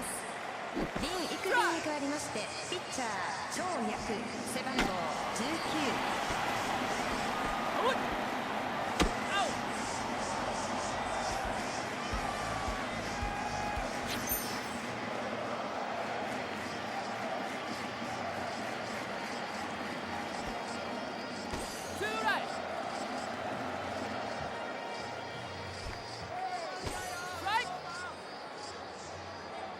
Leading off the bottom of the fifth, Team Japan. New arm into the game for Chinese Taipei as we head into the bottom of the fifth as Yi Chong will take over on the pitcher's mound after an absolutely sterling 4 innings from the Arizona Diamondbacks prospect Yin Lin. And the task is now in the hands of Hao Ju Tsung's bullpen as we move into the fifth. Tyler, just check that scoreboard right now. It says that Japan through 4 innings has 1 hit. One hit given up by young Yin Lin. And that is a performance for the ages against Samurai Japan. His ability to manage a couple innings. And let's not forget, I'm going to mention the man of the hour again, Jae Shun Chun, with those 2 brilliant and fearless catches in center field. Without him and that bravery and skill that he has in center field, it's a very different game. I'm not going to lie. Listen, when your stuff's good, your command's off the charts and everything's cruising. Pitching, I'm not saying it's easy, but man, I'm telling you, don't break a sweat. Yin Lin, it was impressive. The fact that he was able to bring himself back and center himself and start making pitches. Now, you mentioned the defense. And I'm with you too. A couple big defensive plays at second base and at center field. But when you can take a breath, not anchor on some of that hard contact, and start making pitches, that speaks volumes, especially for someone at his maturity level, his age, and the rest of it. But man, that was so impressive. 4 solid innings of JP, like you said, just the 1 hit. This reliever, an interesting baseball life as that foul ball again got a piece of our home plate umpire, Angel Campos. It is not often that we see Taiwanese players start in the minor leagues in Japan. Yi Chong was one of those guys.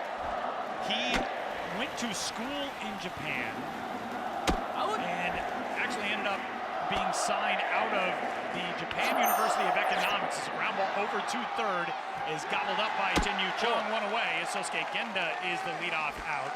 7-8-9 for Samurai Japan here in the bottom of the fifth. It'll bring up the DH, Kate Tasano. But for Chung. He started his career in the minor leagues in the Oryx Buffaloes organization. In the Western League in 2019, did make his Pacific League debut that year, and then pitched for Oryx up and down between the Western League and the Pacific League all the way through 2022. 2023, he was a member of the Cebu Lions organization, and then returned to Taiwan to the CPBL, where he pitched with the Fubon Guardians in 2024. He's just 30 years old, but that's an uncommon track, JP, on the one hand. On the complementary side of that, he's got familiarity with a lot of the guys in this lineup. As a high fly ball to center field, Jae-Shin Chun this time cutting over, and he said, that ball is mine, this game is mine. What are you talking about? This is my night. I'm playing center field. Don't mess with the captain. Come on. That's the captain right there.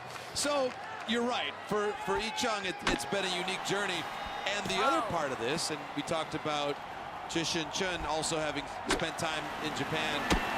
You think this game doesn't mean a lot to Lee Chung to come back to Japan and potentially be part of a historic win for Chinese Taipei and hand Japan their first loss in 5 years?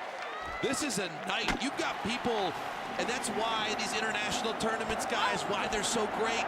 You've got Yin Lin coming in as this prospect with swagger, representing the future and the hope of Taiwanese baseball. Lyle Lin behind the plate. He goes off to the U.S. to pursue his dream. He comes back home and helps open the Taipei Dome in his hometown of Taipei, Taiwan. Jae-Shin Chun coming back. He has the injury yesterday. He's good to go. He hits a home run. All of these stories are coming together in a way that you just don't see anywhere but international baseball. That one sneaks through first base. 哇，这个上来 Couldn't 这个 handle it, and a one-out base runner. Check that, a two-out base runner here in the bottom half of the fifth inning. Shogo Sakakura is aboard. That is just the second base runner, if that is given a hit, which with that bounce to it, sneaking through the legs, probably won't be. Don't have it up there on the board as of yet. One would assume that's going to go as an error, although to be fair, I thought the first one on that high topper back to the mound that Lin couldn't handle, thought that was going to go as an error as well. And that one up there is Japan's only hit to this point. So 2 outs, and the lineup card turns over, and now a 2-out base hit for Masayuki Kuwahara, and it's first and second. And this is critical, because what we talked about is that does go up as a second hit of the night for Japan. So they've got multiples in that category, and it kind of is emblematic of how Japan comes to life in these moments. We talked about it in the Venezuela game, Ryan, because when Venezuela grabbed the lead in the top of the 6th inning, we said they need a shutdown inning, because nobody who has fared well against Japan, with the exception of Cuba for a couple of innings, has been able to slow down Samurai Japan's bats in response to an inning against them on the other side, and now they've got a pair of 2-out base runners. Well, up until this point too, and especially up until this inning, and we've been, gleaming about this team. They've been not perfect, they've been better than perfect. The defense has been better than perfect. The catch in center field, the ball hit down to second base. But you simply cannot. I feel like you get 2 opportunities against Japan to put them on the ropes, number 1. And number 2, if you make mistakes, this is what they do. They are unbelievable at jumping all over any kind of weakness you show. That was awarded a hit for Shogo Sakakura. But either way, it is a play that probably should have been made, and Samurai Japan eats opposing teams alive when mistakes like that come into play. And you're getting now close to the teeth of this order as maybe the hottest bat in the lineup, Kaito Kozono, out of the 2-spot, bats here on an 0-1 count. And puts one on a broken bat on the ground to first, and that will do it. And the shutdown inning comes from a guy in Lee Chung who has been absolutely brilliant to this point. Chung starting Premier 12 with 5 scoreless innings. He's got a 6th here to send us to our extended mid-game break. End of 5, and Chinese Taipei is 4 innings away from the most historic night in the history of Taiwanese baseball. We're headed to the 6th, and the world's number 2 leads the world's #1, 4-0 in Tokyo.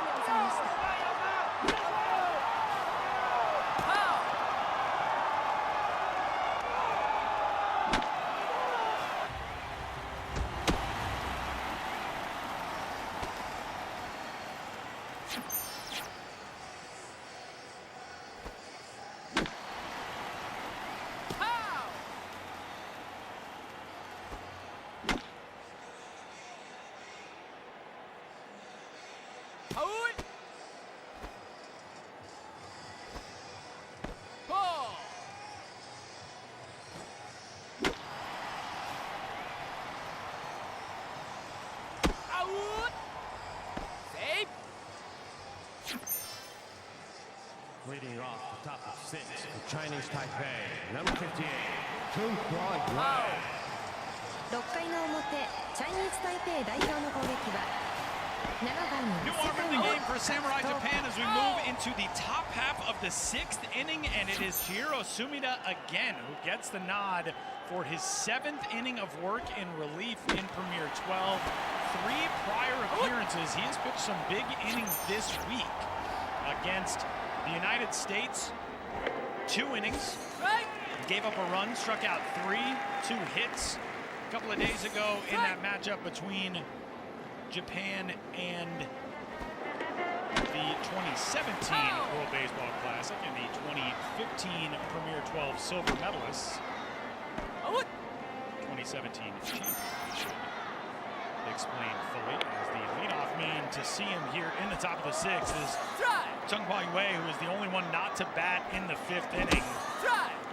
But a decent amount of work to this point in Premier 12 for Sumida, and he is the first man trusted out of the bullpen for Hirokazu Ibata.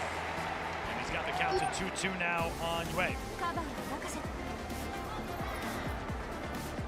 If Japan does not come back to win this game, yes, out number one, there will be a lot of questions asked about why he was not facing Jishun Chun in the fifth inning.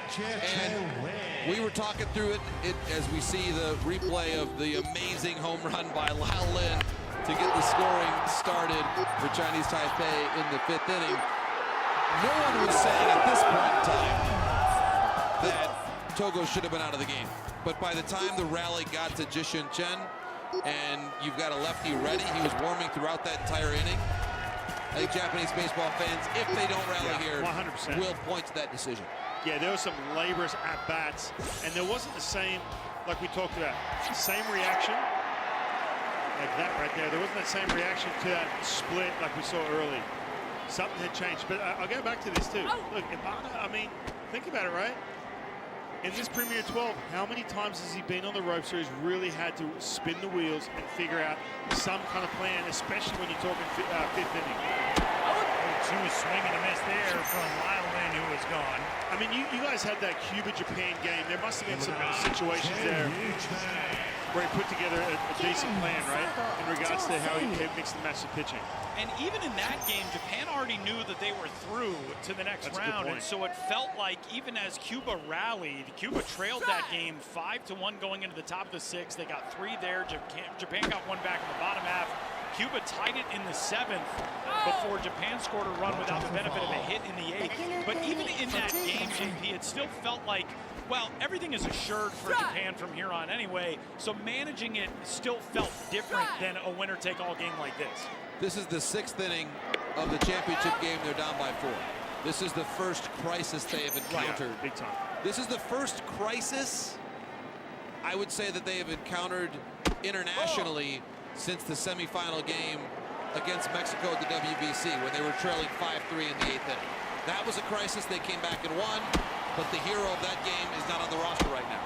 That would be Murakami. So there are certainly plenty of talented players in the Japanese dugout on the field right now for Samurai Japan. This is a winnable game for them, but what Ibata has to hope is that the moment to make the big adjustment didn't already pass him by in the 5th inning.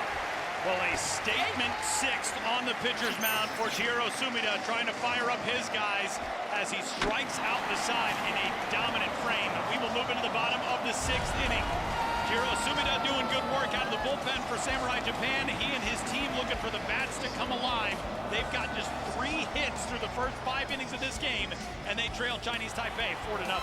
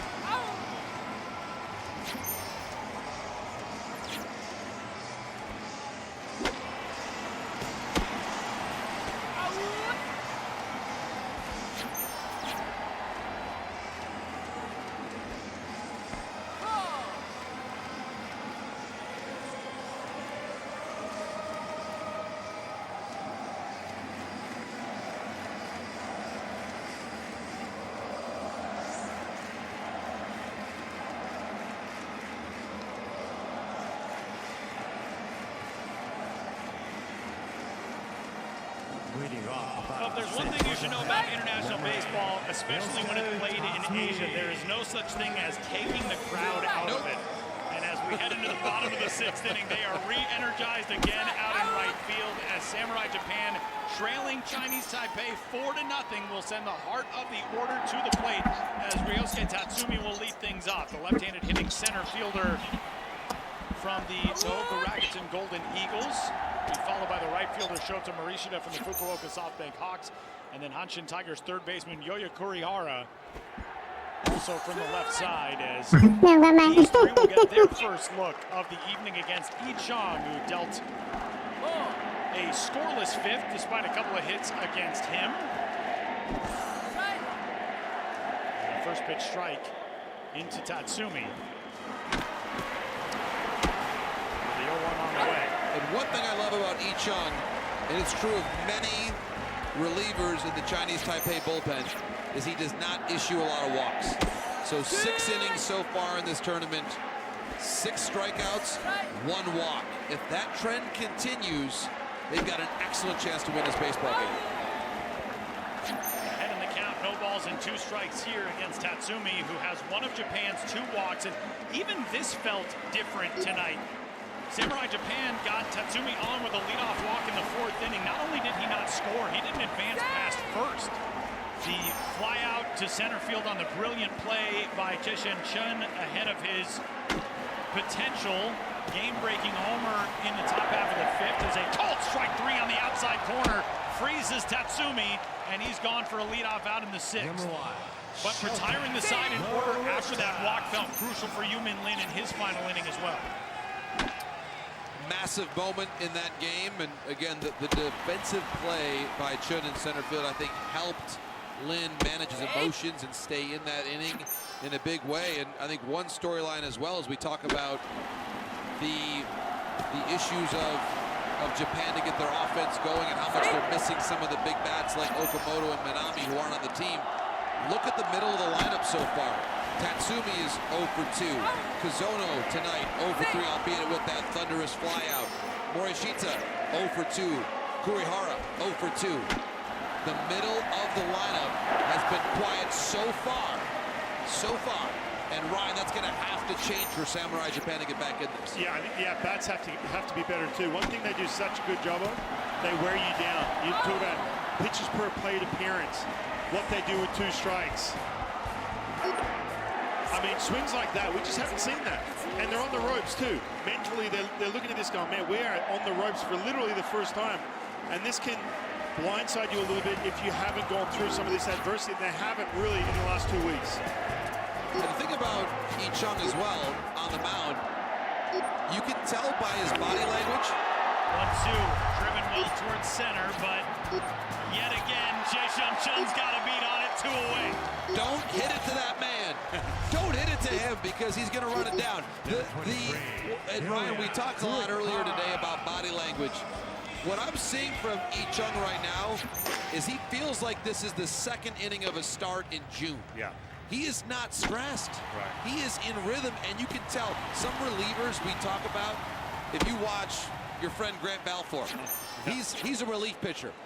Everything about his mannerisms, body language, stuff, face, everything, reliever. This guy is a starting pitcher, and he is acting like a starting pitcher. Right. He is settling in. He is in no jeopardy. If I'm Hao-Ju Sang right now, I'm leaving him out there until I see any sign of trouble. And right now, he looks as comfortable as can be. Yeah, I agree. Trust he got a little bit. You know, have it scripted up once you get to that 7th, 8th. But you know what? You see this, and it's just big, easy breaths. Heart rate's not up. Commanding that secondary pitch in the strike zone. Look at that. You're right. Look at that. Demeanor is just, you're right, 2nd inning in June. 0-2 pitch. You know, once upon a time, there was a thought that in Game 7 of the 2014 World Series 10 years ago, that Madison Bumgarner was maybe good for an inning. He threw the last pitch of the season. Yeah. Kurihara waits on a 1-2 and swings through it for the second strikeout of the sixth, and another scoreless frame for this truly brilliant Chinese Taipei pitching staff here tonight. This game is headed to the seventh, and Chinese Taipei has got a 4-0 lead over the world champs in their house in Tokyo.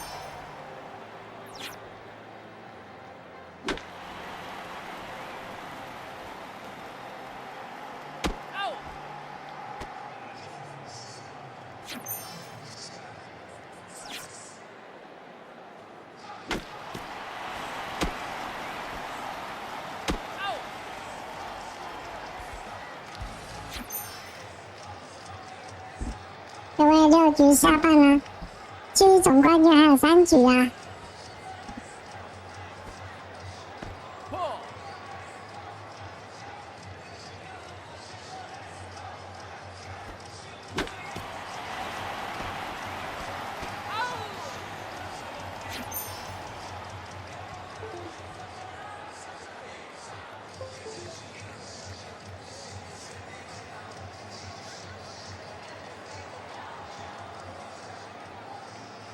Leading off the top of the seventh for Chinese Taipei, number 98, Chen Wei-Chen. 7回の表、チャイニーズ台北代表の攻 Three 撃は strikeouts on just 1番 13 レフ pitches ト for 陳 Teru 信 Sumida, who is back on the pitcher's mound as we head into the top half of the seventh inning, and he will face the top third of the order for Chinese Taipei as Chen Wei-Chen, the man who got things started from this spot in the order in the fifth inning, gets things going here in the seventh. That fifth inning was interesting because Lyle Lin leads off with a home run. You've got your first run. You feel good if you're Chinese Taipei. Obviously, you want and you need more against a team like Samurai Japan. Immediately after that home run, Chung Yu Chong went down on 3 pitches, struck out against Jose Togo and looked completely overmatched. It was Chen Wei-Chen who really got things rolling again, and he does it again here in the seventh as he shoots one left side and through a leadoff single. He went through the right side in the seventh inning, goes the other way here, went through the right side in the fifth rather, goes the other way here in the seventh, and he's aboard to get things going. Elevated fastball, 0-2, left on left, 林立 and just drives this ball into the left field to kick off the inning. I mean, that is beautiful. Look, we watched Team USA today, and it kind of took me back to the regular season where it's just straight A swing as hard as you can with 2 strikes, swing and miss, who cares? This is what I love. This is the part of the baseball. That's hitting right there. And now all of a sudden, you got Team Japan on the ropes again.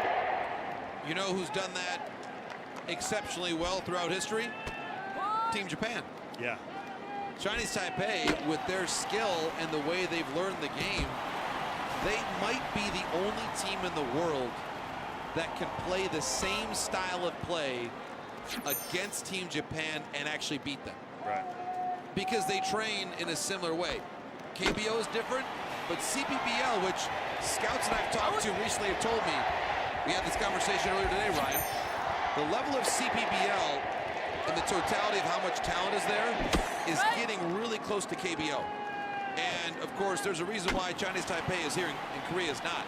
We called this game 5 years ago, it was Japan versus Korea. It's a different time. And we're seeing the fundamental soundness that plays in tournament baseball. What does that mean? Good left-on-left approach, good 2-strike approach. In the bullpen, not walking guys. And for the most part, Chinese Taipei has checked every one of those boxes. And I'm not saying that they're necessarily going to win this game, but it's inevitable that if they play Japan often enough, they'll be able to win. Another one to right field and another base hit. That is hit number 9 tonight for Chinese Taipei, and it's first and second now to get the seventh inning started. I'm telling you what, Team Japan, they are in trouble right now. They are on the ropes for the first time in a long time, especially with this man stepping up to the plate. with this fastball middle in. Wow. I mean, I was blown away. Now, I was 20 seconds before the swing. I said, okay, watch his approach here. Just try and slap that ball in the left field. Two-strike approach. Man, that is unbelievable. Togo, by the way, one of the best in the Japanese league. Jae-Shin Chun, that thing screamed off the bat, got well out of here to right field. And I noticed one thing, he comes around third base. JP and Jae-Shin Chun had a brief conversation earlier today, some in Mandarin, some in English. The screaming "let's go" is a universal thing in sports. I have learned throughout Premier 12. Not a lot of English, but screaming "let's go" at the third base dugout as he gave his team a 4-run lead in the 5th. And the first pitch to him is grooved in there over the outside part of the plate for strike 1.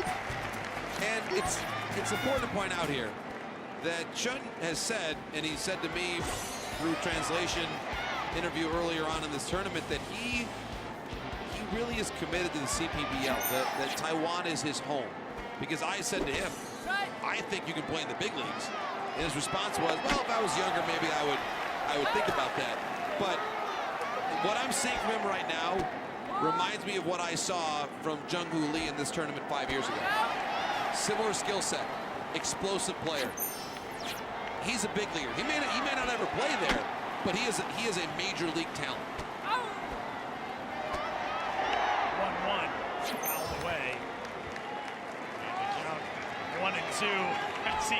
And he has fun. I know. I was just about to say, it's unreal. Like, he just has that type of presence where it's not like he's trying to dominate you, but this situation, we saw it from the late Kobe Bryant, Derek Jeter. They make an error, or they've got that little smirk on their face, that little smile on their face to say, I'm in control right now at this moment. Here's the 1-2 pitch. Trying to hold up. He does so successfully, and the count evens. Not to mention, by the way, the person he was smiling at and had a little comment for after that check swing is Japan's catcher, Shogo Sakakura, who's probably not in a real smiley, jokey mood right now, down 4 in the top of the 7th. But remember, because of Chun's experience playing in Japan, he can speak Japanese and communicate with Team Japan. 2-2 from Sumida. Fouled again, third base side. Now, I don't want to get ahead of ourselves. I just want to bring this up. Right? You guys have heard this off air a bunch from me, and probably one of my proudest moments. Team Australia beating Japan 1-0. There was dire consequences for those players and that management of that team after that. I had a chance to play with Kenji Jojima, who was in the 2004 Olympics. Yes, Kenji Jojima was on that team, and he said everything changed after that. So this is reminding me a lot of that. Look, it's one game, but here we are, Premier 12. I mean, this is the World Cup, essentially, if you want to call it that, of baseball. I mean, look at this packed house, and they're staring down 4-0 here in the top of the 7th. I remember when Atonori Inaba was named the manager of Samurai Japan ahead of the 2019 Premier 12. He was introduced in the press conference by the powers that be with Samurai Japan and said, we expect him to win Premier 12, the Olympic gold medal, and the World Baseball Classic. We expect him to win. As a swing and a miss there from Chen. He's retired for the first time tonight via a strikeout. Retired essentially for the first time at all. A fielder's choice ground ball off of his bat ended the 3rd. And a long conversation on the way back to the dugout between Chun and Ong Lin as Chun is advising his fellow left-handed batter about how to approach this very tough lefty in Chihiro Sumida. And not to belabor the point, but you do wonder how that strikeout might have played in the 5th inning if they brought in Sumida when he was ready back in the 5th. Now you can bring that point up multiple times, JP. It's an excellent one. It was a first guess, in fairness. Yeah. But that was the encounter that changed the game. Yeah, it did just feel like after the Chen Wei Chen single with 1 out, and especially after the walk that followed to Yin Lin, it felt like, oh, well, they have to make this move now. And instead, Shosei Togo stays in. His final line, 4 runs on 7 hits in 5 innings in this game. 95 pitches on November 24th. 57 strikes, and he's on the hook right now to lose it if Samurai Japan can't rally. 2-0. In the air, down the left field line and foul. And into a spot where JP is looking at season tickets for 2025. Excite seats. The Excite seats. Bring me back. Didn't we have a brochure here somewhere? We do have a brochure. I grabbed the brochure. We can get a look at what the Excite seat prices are. Oh, you've highlighted the I filled out my information, trying to get some more folks we here with the literally have a Giants. brochure in hand right now. You can't see it, but we have it. Trust me. 2 balls and a strike on Anko Lin. The DH out of the cleanup spot, 0 for 3 with a couple of strikeouts. Runners off and easily swiping second and third. The infielders didn't even move with the jump that Chun and Lin got. And now 2 in scoring position and a 2-2 count on Anko Lin. Wow. That is such a well-timed stolen base. They were able to tell clearly. Chun-Wei Chen, really good instincts on when he could run. Ryan, that's exactly when you steal. And look, now Ibata has to move the infield in. 1 base hit makes it 6-0. Anko Lin trying to deliver. And he lifts one high and deep down the right field line, hooking toward the foul pole. And foul. Goodness gracious. Ruben Ramos right on top of it down the right field line, but look at Sumida. That is the look of a guy. They may ask a challenge here, Tyler. Just jumped off a boat before it sank, and they will ask for the review 哇，发生什么事？完全看不懂。天空大在尖叫，两边的选手都没有很开心。 That thing was so high, it cleared the pole down the line. That's where I think the confusion comes in, because if you're watching it from one angle, if you're Hao Ju-sung in the third base dugout, that might look like a fair ball. If you're Ruben Ramos down the line, it might look differently. And this is a crew chief initiated review now, as the home plate umpire Ano Campos points to himself that he has called to go to the review here. Hao Ju-sung thanking the crew chief for allowing that crew chief initiated challenge. And one thing I'll say, and we haven't seen the definitive replay yet, Hao Ju-sung is basically sitting on the home plate extension line.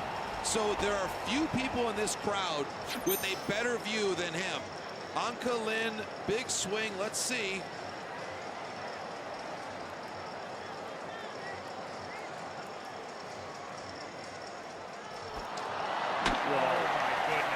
Depending on where it lands as well, as we got a very quick review, and that is a foul ball. I mean, wow. That was a quick review, wow. Now, one important point to make, that was not a challenge. That was a crew chief initiated review, so that's kind of a savvy move by Hao Ju-sung, just asking, hey, can you just talk about this? And then getting a crew chief initiated review. So unless I get a text from Gustavo Rodriguez, our global umpiring director, here in a minute saying, no, that's going to count as the challenge, it's gone now. Chinese Taipei would keep its challenge there as the 2-2, a check swing and called on the swing. First strike 3 as Anko Lin is retired. And now 2 gone and it'll fall to Jay Kai-Pak. I just want to talk about Sumida right here. Again, we've talked so much about this Chinese Taipei controlling this game. But you're in a situation where you got Chan, the captain, you get that big strikeout, right? And then all of a sudden, we see base runners taken off. The reason why is because you fall into that rhythm. When you come up, you're the same rhythm because you are so dialed in on the hitters that those guys just take off because you know switch up your looks. Then all of a sudden you're a little bit rattled. You give up a launch, a foul. 我发现这些棒球明星啊，他们的表情都很有意思啊。 With all that being said, 没错，你翻正了，拜拜。 keeping Japan with a breath. And that was a left-on-left split change. Yeah, he's throwing a lot of them. That's a weapon for him. He kind of takes that middle finger off the ball. It's filthy. First pitch is down to Pan. It's a ball and no strikes. Chikai out of the 5 spot, 1 for 3. Single following the strikeout of Lin in the 5th to keep that inning alive momentarily. And that right now is the difference in this game. Perfectly framed in a patchwork of zeros on the Tokyo Dome video board is a big number 4 in the top of the 5th inning for Chinese Taipei. There it is. You can just see that middle finger just off that ball, not putting any pressure on that middle finger whatsoever. And again, we've seen plenty of that left on left.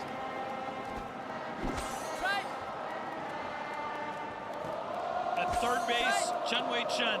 Second base, Lee Lin. 1-1. 1-2. Really good pitch. And Ryan, I've been impressed not just by the ability to locate the splitter inside the lefties, which can be risky, but his ability to then command the outer half of the plate to a lefty with something that's got some spin on it. He's so good at commanding both sides.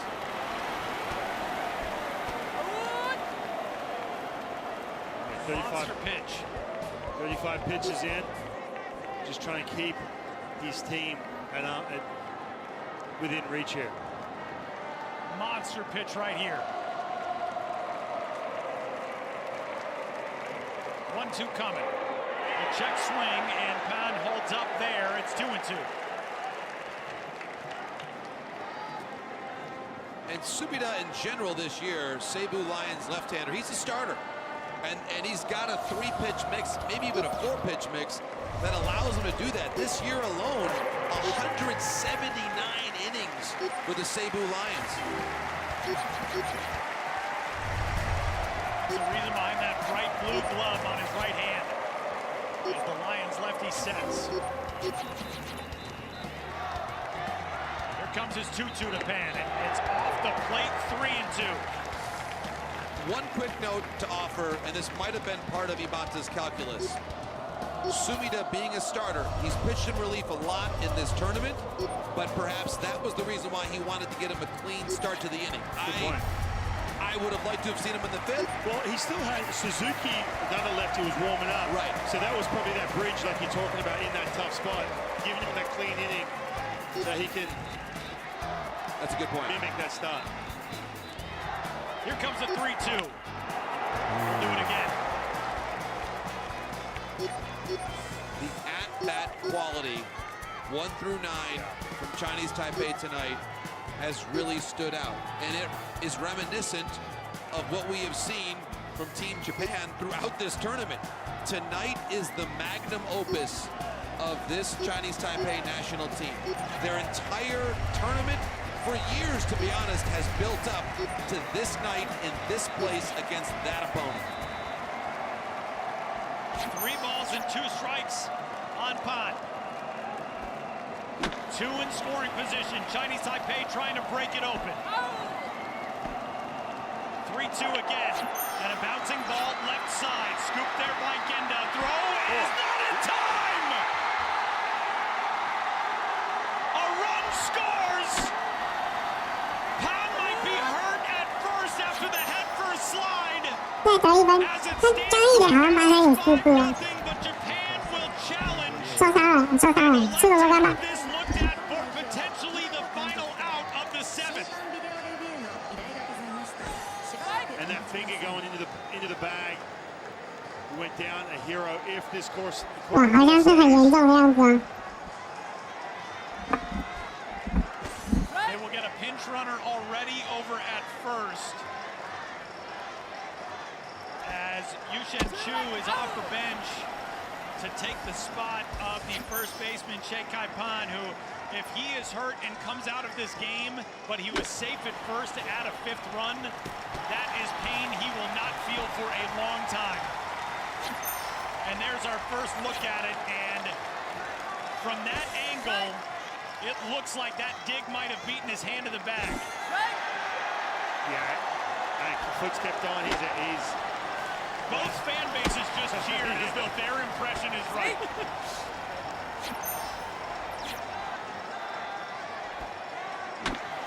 Our officials down below, home plate umpire Angel Campos and first base umpire Ruben Ramos with the headsets on to take a look at this.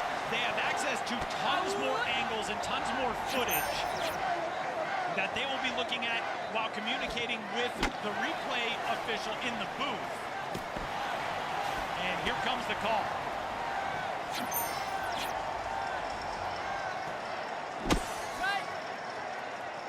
And a big one it will be.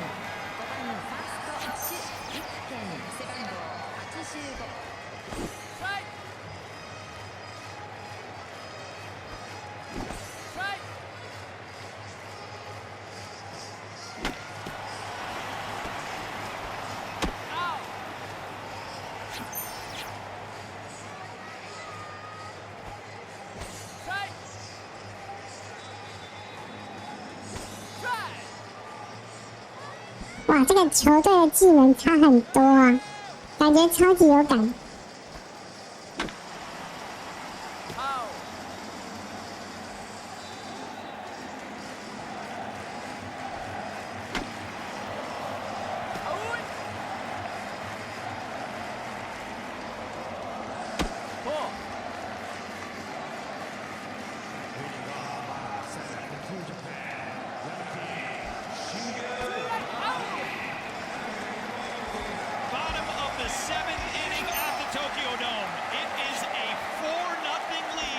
Chinese Taipei over Samurai Japan, a team riding a 27-game winning streak at the highest level of international baseball.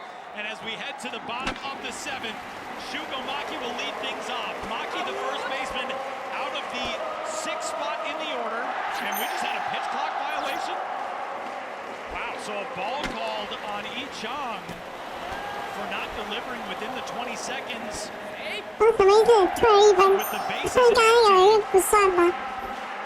So Maki essentially starts on a 1-0 count and then takes strike one. Lyle Lin takes the mask off just to confer and have a clarification. And actually, that was a ball as well.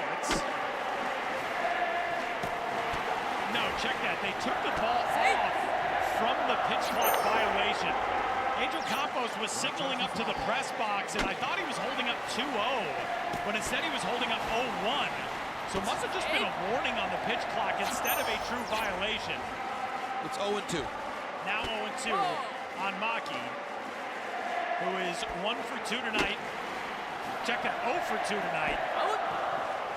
Brilliant play by Changhua Yue to retire him on that diving stop to end the fourth inning.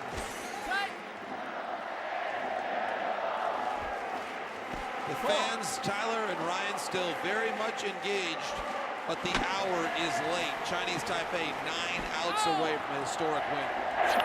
Bouncing ball out to second. Yue on an in-between hop gets the out to retire Maki. And this is where, as you look at Samurai Japan's lineup, I referenced earlier some of the key bats who aren't there. The result is the bench is not especially powerful. And I do wonder if at some point we see Kiyomiya come off the bench. You now have a righty here in the game in Yi Chung. I would like to see Kotaro Kiyomiya grab a bat at some point in this seventh inning. Kiyomiya, the young guy from the Nippon Hand Fighters, who had a breakout season in 2023 and in 2024, just 3 for 15 in the tournament, but he does possess a lot of pop. He set the Japanese high school home run record, which has since been broken by Rentaro Sasaki, the slugger now at Stanford University, as a high hopper to first is an easy second out. Sosuke Genda is gone. And right now, this is the first time in a long time that I have watched a game with Samurai Japan at any level, at U15s, U18s, U23s here at Premier 12, and thought they are not the better team on the field tonight. Right. Samurai Japan, Chinese Taipei has done everything right, and Samurai Japan just does not look the way they ordinarily do. And it's not necessarily a question of composure or being rattled or anything else, but the at-bats are not as crisp, they're not getting into deep counts, they're not getting good swings on. They're rattled. I mean, think about it, right? I went back to Ibata talking about making, coming up with game plan in regards to your bullpen, in regards to taking out Togo. They haven't been in this situation, right? They've been down a couple games. We're talking 5th, 6th, 7th. and then you can just eat up those bridge guys. They're in a situation now, they're in that dugout, I guarantee it's very quiet, and they're facing pitching that has been really good in regards to execution. 0-2 quickly, and then putting hitters away. They are in deep trouble for the first time here in this Premier 12. 0-2 pitch. JP, one of the comparisons we've made all week is that of the Samurai Japan team to the legendary Soviet hockey teams of the 60s, 70s, and 80s. And one of the proudest moments in American sports history, the Miracle on Ice, in which the U.S., a team of amateurs, beat the Soviet Union. One of the things that the Soviet players said coming out of that game was, we did not know how to play in games in which we were challenged like that, because winning had become so regimental, had become so regular, had just been a part of the fabric for so long. Samurai Japan has faced some adversity, but nothing like this. No, they haven't. And they're also facing a team that's on a mission. And the players for Chinese Taipei tonight understand that if they win this baseball game, it is not just a championship, it is a life-changing moment for their national baseball program and indeed for the country. A great point of pride for them on the international landscape. And I'll tell you this, if this score holds, Lyle Lin will not have to buy many more meals for himself in Taipei City in the years to come, nor should Jisha Chun as well, the star center fielder, nor should Yin Lin, nor should Yi Chung, who's on the mound right now. A lot of stars here on this team right now. 2-2 from Chung, swung on and missed. And Samurai Japan gone in order yet again. For the fourth time tonight, Chinese Taipei pitching retires the side in order as Kitasano is gone, and we head to the eighth. The clock might be nearing midnight for Samurai Japan. Through 7, Chinese Taipei with a 4-0 lead in the World Championship Final of Premier 12.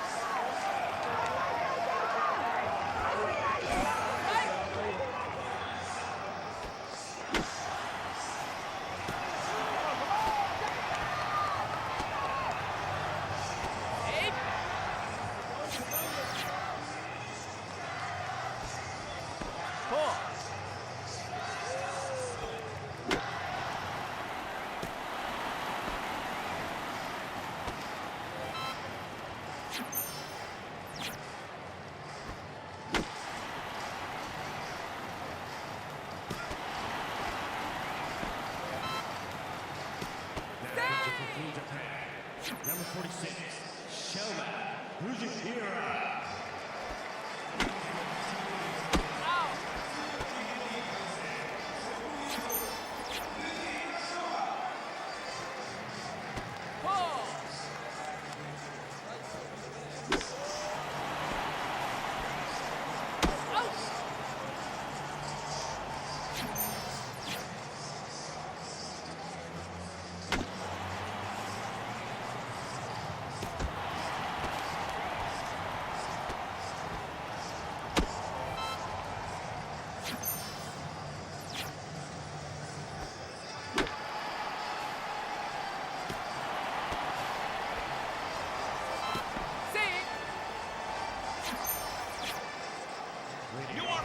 Samurai Japan, as we head to the top of the 8th inning, is the right-hander from the Tohoku Rakuten Golden Eagles, Shoma Fujihira, who, as you can see, has been flat-out brilliant here at WBSC's third Premier 12. Fujihira, to this point, across 5 appearances, 11 strikeouts, no walks, no runs, just 3 hits allowed in 5 innings. He did earn 1 save earlier in Premier 12, and he will go to work for Samurai Japan against 6, 7, and 8 here in the top half of the 8th. Tyler Maun, Ryan Rowland-Smith, JP Morosi, witnessing a classic here at the Tokyo Dome.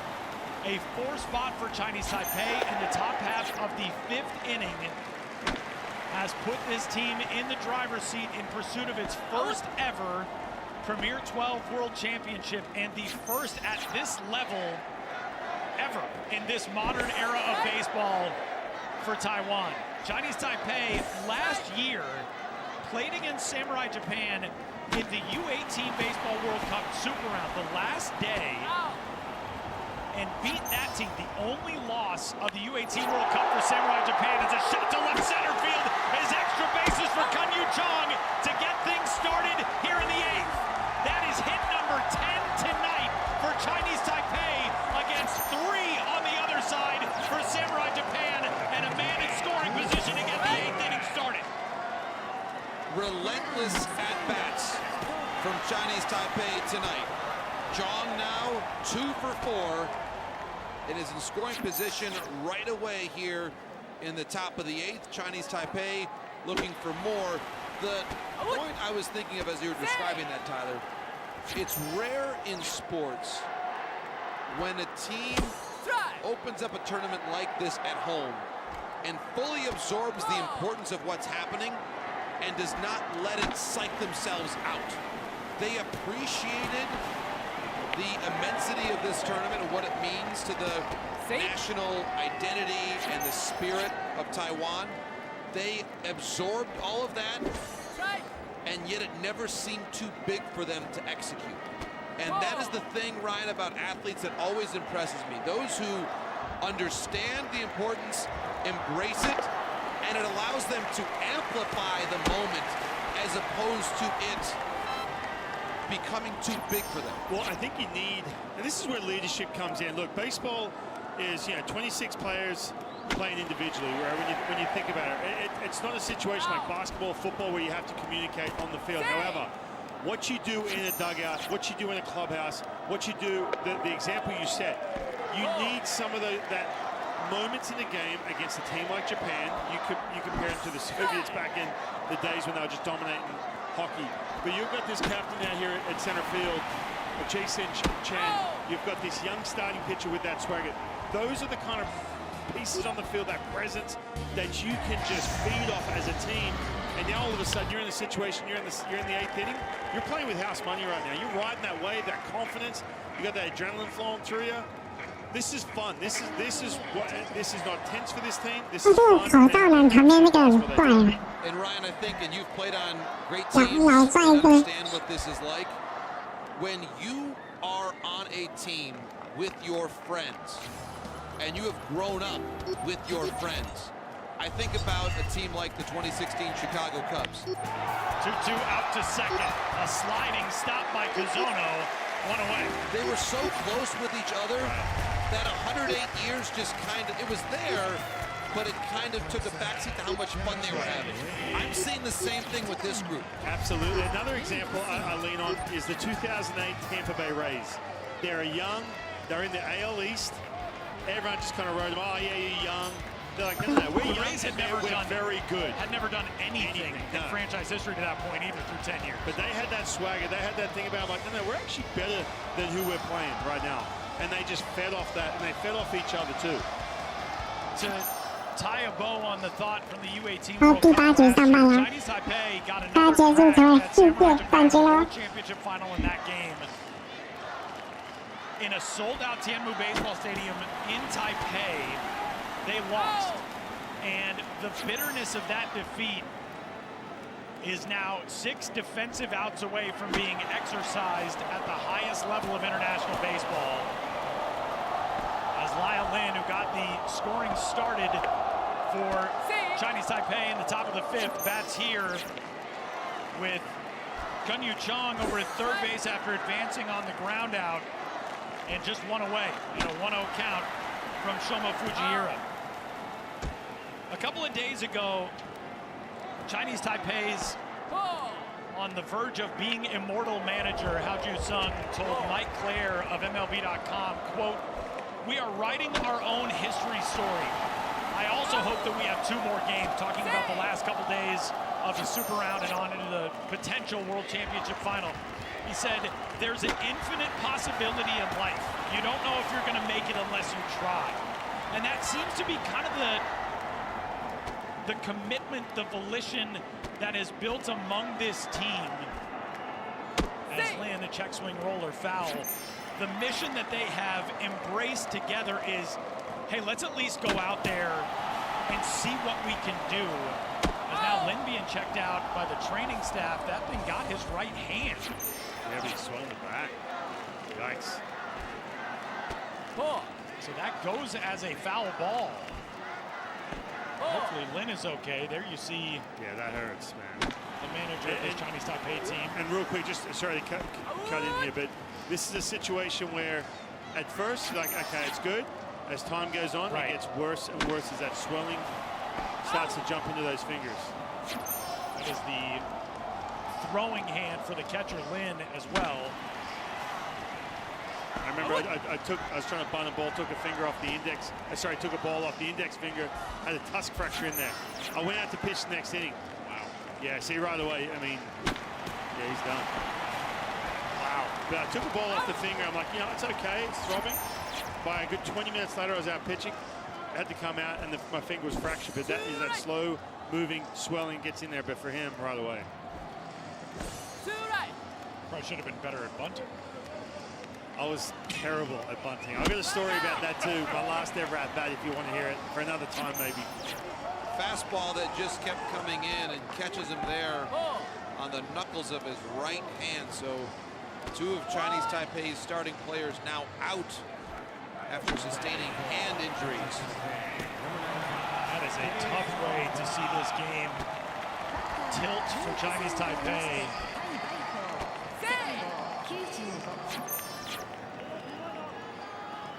So a move to the bench, and Pei Fang Dai, who has had very limited action here to this point. 4 for 11, just a handful of games played, but really good numbers in that limited action. A 1091 OPS, a double and a homer. And not to mention he has to come here with a 1-2 count. And it wasn't as though he was in the dugout getting ready for this moment either. 1-2 with the infield in. 2-2. You come in, infield in, man on third, 2-strike count. It's a good take. I've been impressed by Dai's at-bats during the course of this tournament, so he's someone who could cash in potentially on this tremendous opportunity here at the top of the 8th inning. 2-2. Right on it. This is impossibly difficult to do. Now, granted, you're staying generally ready for a moment when you're on the bench in a game like this. He hops off the bench cold. You just saw it, a really good fastball and fouls it off. Impressive by Dai.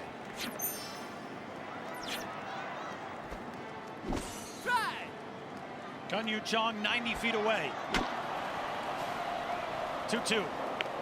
3-2. As crazy as this sounds, on the flip side, sometimes you don't have time to over-process. You only have time to react. So sometimes it can work in your favor. You kind of go up there, nothing to lose. I'm just going to see ball hit the ball, as opposed to sitting on deck circle trying to over-process your entire at-bat. That's a great point. And meanwhile, Fujihiro was not ready to face him either. That's right. 3-2 pitch to Dai. Swung on and missed.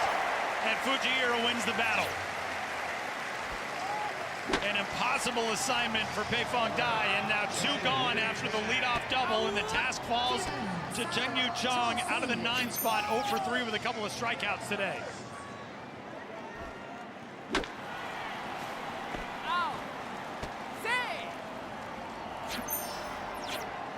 This game is just unbelievable. 10 hits for Chinese Taipei. Another thing to keep in mind at this point, Chinese Taipei has left 10 men on base and is on the verge of leaving an 11th here in the top of the 8th. Samurai Japan, by contrast, has 3 hits, 2 walks, and has left all 5 of those men aboard. No balls and a strike on the 9-hole hitter, Gunyu Chong, the third baseman, now 3 for 18 here at Premier 12. Nearly left the yard on a ball-driven foul down the right field line earlier in the night. 1-1. 95 from Shomo Fujihiro. On both sides tonight, the fans are not going to quit. And however this game winds up, The fans who have traveled from Taiwan are immensely proud of their national team. 1-1 bounced out to second, and Fujihira will get out of it. A leadoff double remains stranded. Ground out, strikeout, ground out. Chinese Taipei's starting catcher, Lin, now out of this game. But time is running short for Samurai Japan. We head to the bottom of the 8th inning. Chinese Taipei with a 4-0 lead in the World Championship Final of the 3rd edition of WBSC's Premier 12 in Tokyo.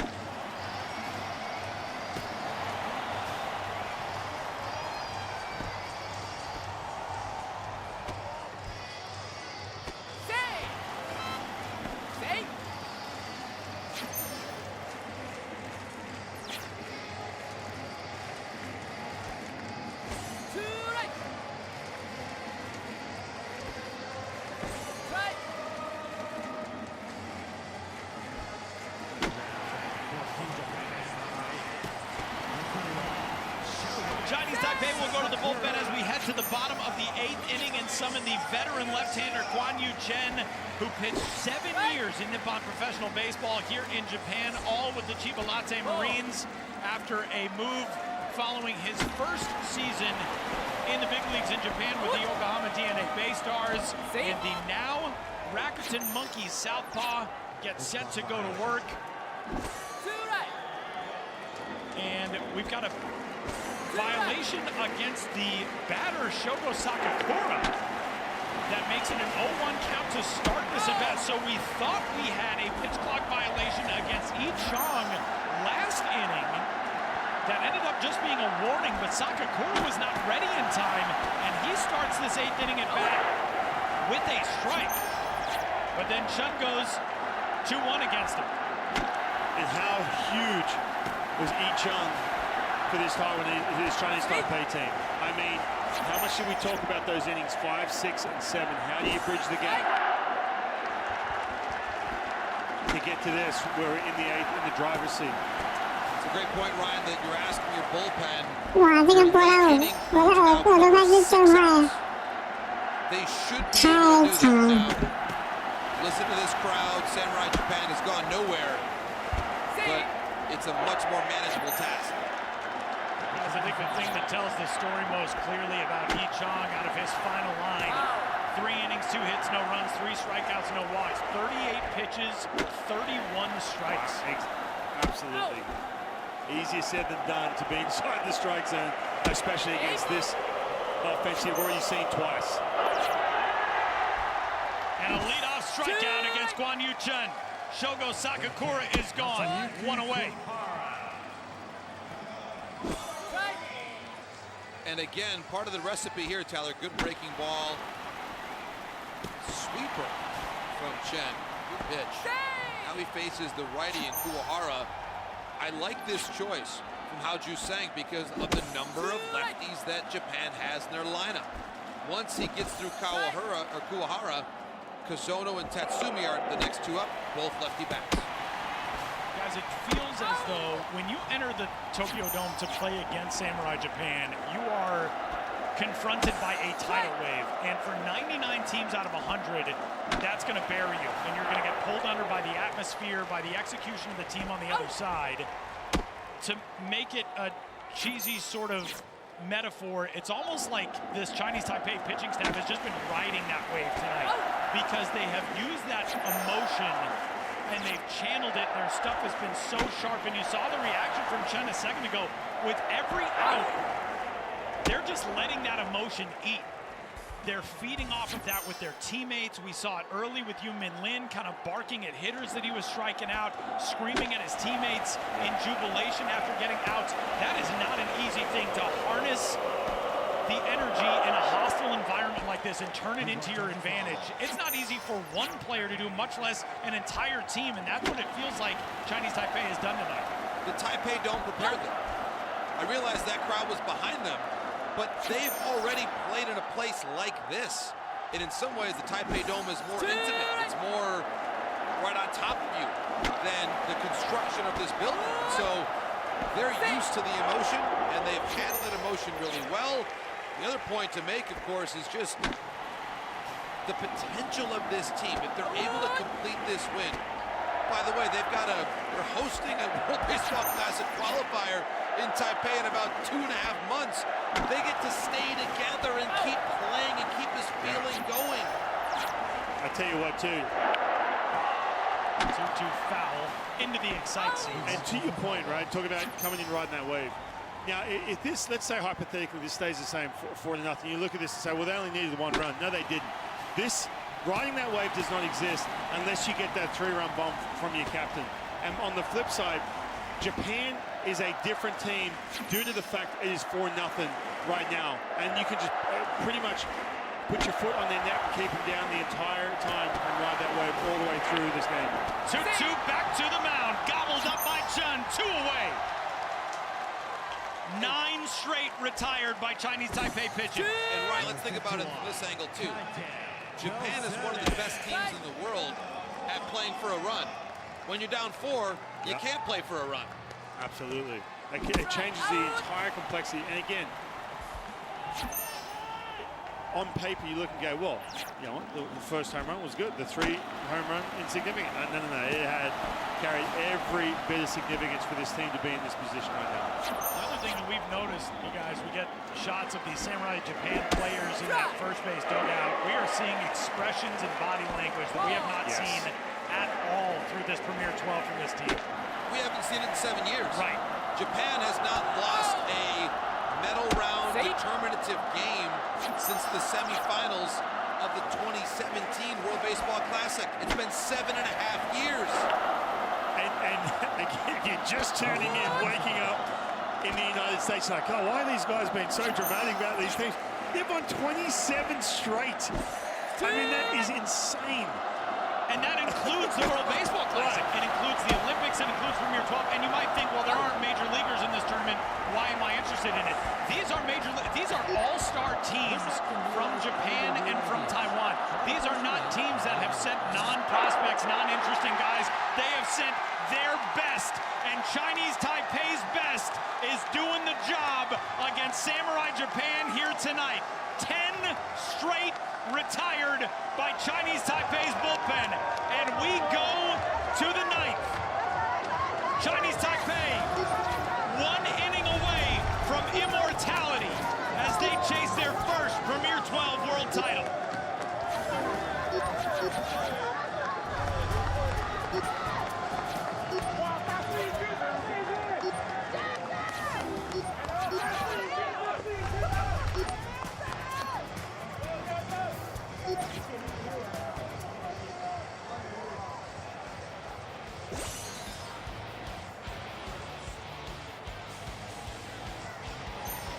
好，最后一局哦，第9局哦。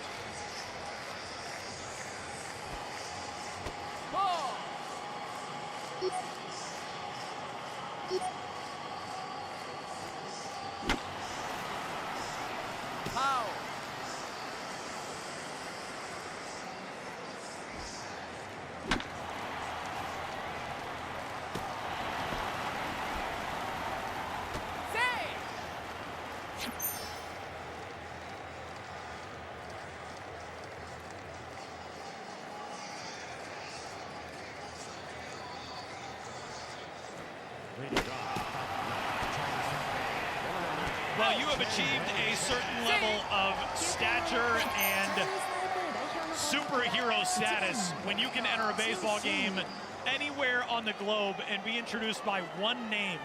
And that is a status, a distinction befitting the Yomiuri Giants closer, Taisei Ota, who is the first player in Giants history to be registered as an NPB active player under only one name. And Taisei's on to try to keep this thing as close as possible for Samurai Japan, which trails Chinese Taipei 4-0 as we enter the ninth. And he immediately goes to 2-0 at the top of the order on the leadoff man, Chunwei Chen. Real quick, is there any, how does that work? How do you get the one name? Or have you guys already discussed this and I missed it? We have not, and I'm actually not sure of the mechanics of that. We're gonna have to get an expert on baseball on this side of the planet to tell us about that. JP Morosi does not have the answer, no one does. The smartest man in baseball. All I know, Ryan, is as I stopped by the souvenir shop here at the Dome earlier today, there was a crew for research purposes. For research purposes, there was a crew of people hurriedly preparing a Yomiuri Giants jersey with the name Tyler on the back. So I don't know if there's a certain member of the broadcast team who believes that he has reached this august level that would allow him to just go by Tyler on the back of his Yomiuri Giants jersey, but all I can say is that is being worked on right now, according to my sources.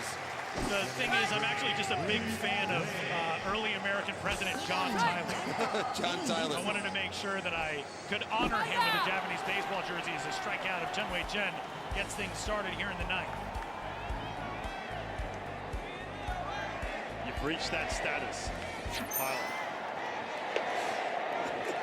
Well, one thing to keep in mind as we discuss the big picture, and again, if you're just joining us, 7:47 a.m. Eastern Time, 4:47 a.m. if you're watching back in Ryan's hometown of Seattle, Washington right now, up early at the Roland Smith household, I'm sure.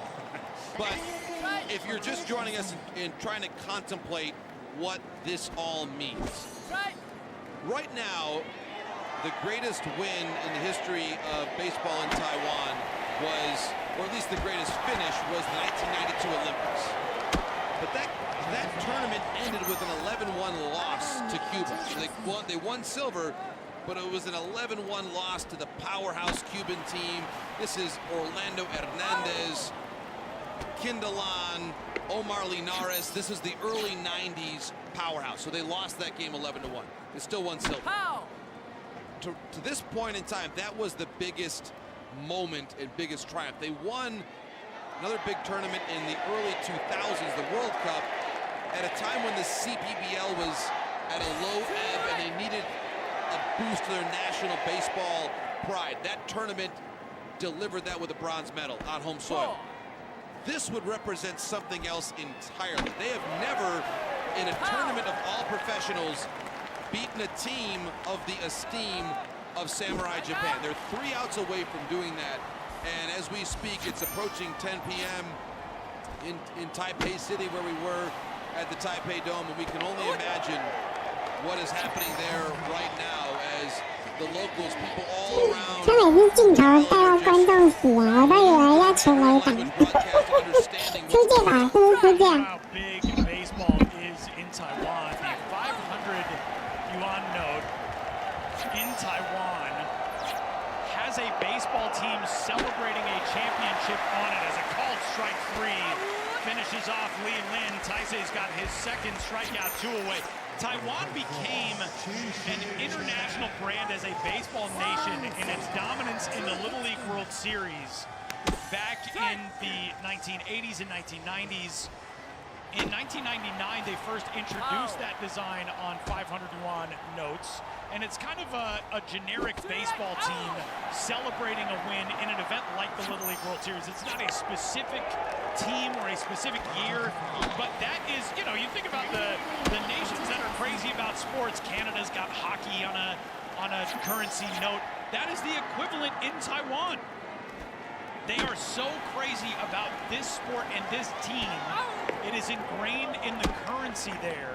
And this, make no mistake, it is going to be a holiday week in Taiwan this week if this team finishes off this game tonight.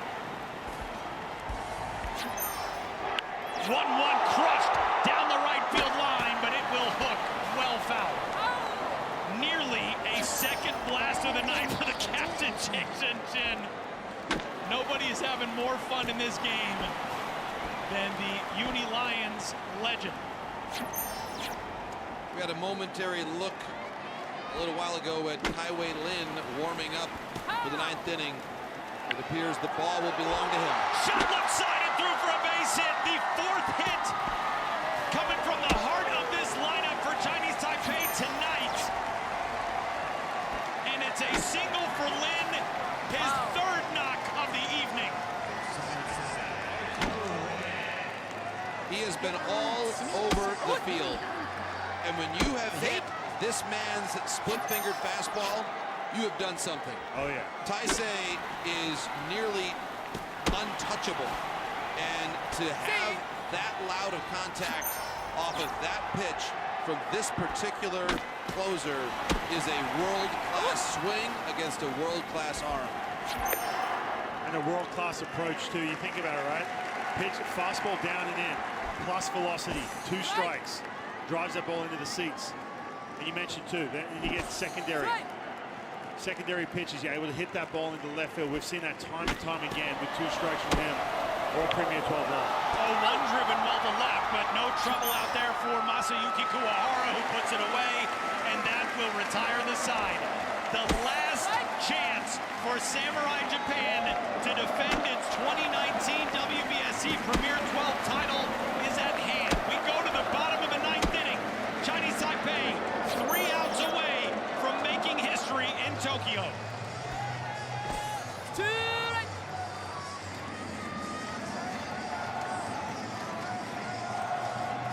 不是啊，主播，你这个英文讲太快，来不及翻译啊，太难了。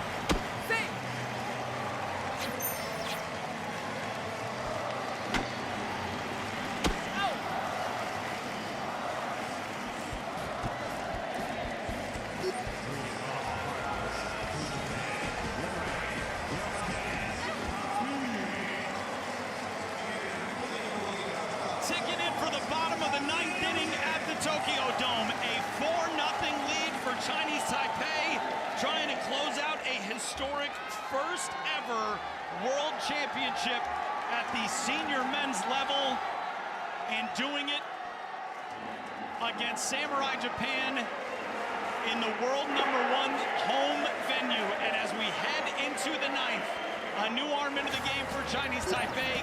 Yin Lin takes over on the mound. Another former Arizona Diamondbacks prospect who has done really good work out of the bullpen for his team so far here in Premier 12, and gets a ground ball right side that's through for a base hit. Ryosuke Tatsumi starts things off the way his team needs it. A leadoff single in the 9th. Really good swing by Tatsumi. His first base hit of the day, but it's the mark of a really good player that he's able to spark a rally even after a tough start to his day. And now the man who's been in the middle of it for Samurai Japan all tournament long, Morishita, stepping in. And this is that moment when you are a pitcher, regardless, put your stuff aside. You have to zoom in. In other words, you can't think about the situation, the 4-run lead. What if, what if? Zoom in, get strike one, and go to work. First pitch breaking ball misses to Morishita as this crowd has just gotten louder and louder as the innings have gotten later and later. The 28-year-old Lin working with a 4-run lead here in the ninth.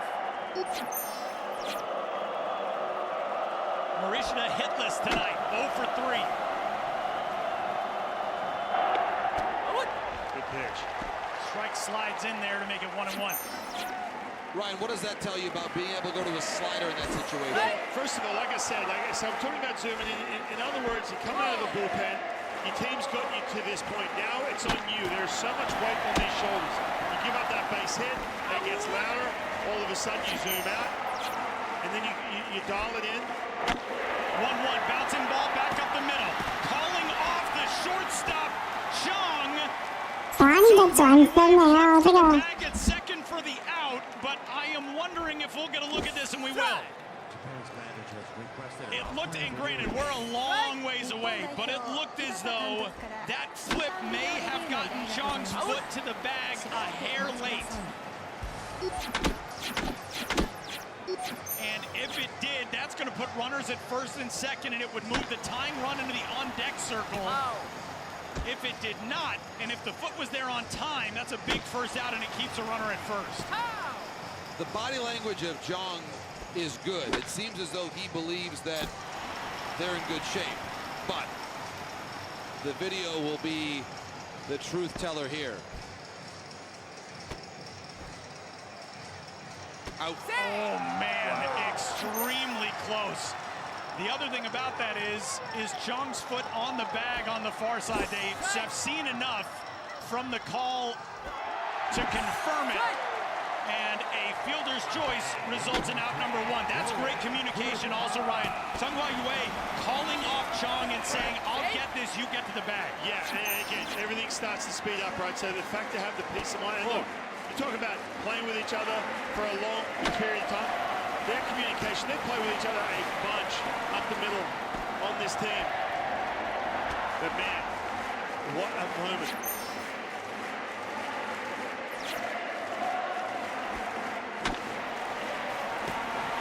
So it brings in Yoya Kuriara, who goes flailing and missing at the first offering. It's 0-1. And JP, just back to what we were talking about before with the breaking ball. He may throw 20 pitches in this inning, but it just comes down to 2, maybe 3. Landing that breaking ball for a strike changes the entire bat, and then that swing tells you everything you need to know right there as well. And of course, Ryan, he's working with someone who was not the catcher when this game began. Yeah, very good point. Lyle Lin forced out of this game after taking a pitch off the hand. So it's Pung Fuk Dai, who is behind the plate right now.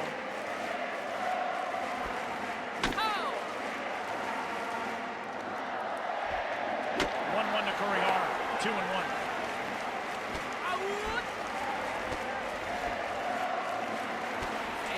Lin does not seem rushed on the mound. And again, we've talked a lot tonight about body language. He seems to be in good command of the moment.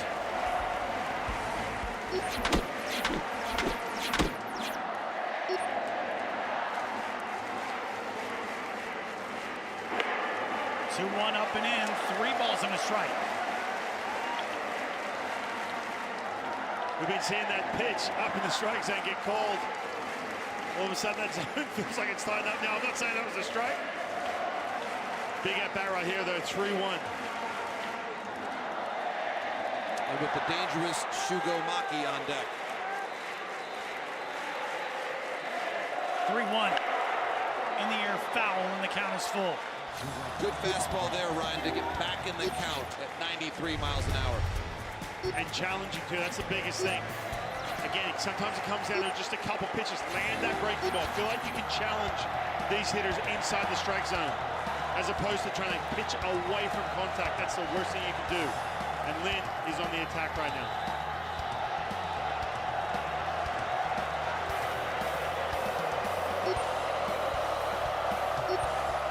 The crowd begins to build for a full count offering. On the way to Kurihara. And a liner to first. That'll do it. Baseball immortality for Taiwan. Chinese Taipei has won its first ever 我看他们激动，看还是结束了。哦。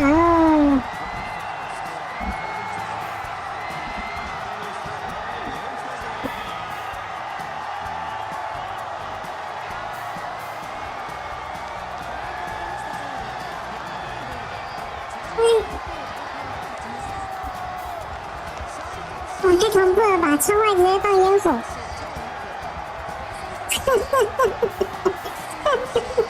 大家记得注意关注一下各大超商的优惠。那棒球比赛结束了，接下来还有羽毛球跟篮球。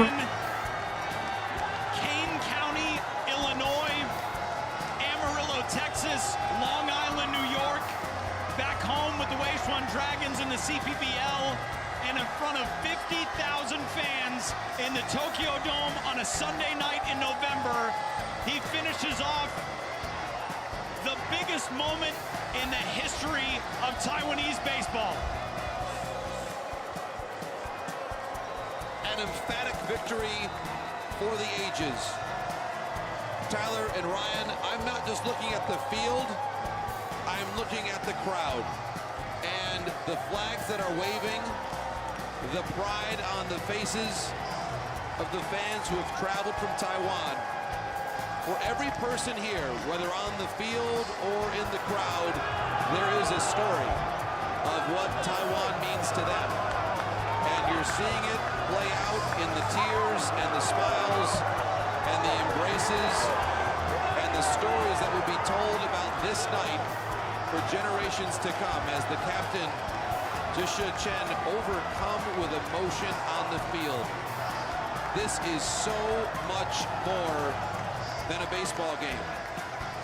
As Chen simply overcome with emotion on the field. He is the captain, the heartbeat, and he realizes, perhaps more than anybody else on this field, what it is that his team and his country has just achieved. This is a measure of pride and renown that speaks to the magic of baseball and the beauty of sport. And Ryan, what this means for the Taiwanese people. You know, we got a chance to listen to him and see him in that press conference, you know, being announced as the captain. And it's not just lip service too. When you hear, you know, obviously you throw some words out there because, hey, look, we want to win, everything else. But what he has done as the captain, the face, and slaying the dragon in this final game of Premier 12, took this team, put them on their back, and just carried them to one of the biggest games, if not in history of Taiwanese baseball. Unbelievable. Chen standing in the middle of it all on the mound. The tears are flowing, and the Hello， 大家好，我这边准备下播了。 让大家去看各位的赛后访谈吧，拜拜。 Of great class to note, Samurai Japan came out to the first baseline. They bow to the crowd and then they bow to their opponents. In this case, the victors. And it's a moment of class and respect that is befitting of the champions that Samurai Japan is today and always will be in terms of the way they carry themselves. The result of one game does not determine, in my mind, who gets to call themselves a champion. The Samurai Japan program in every way is a championship program.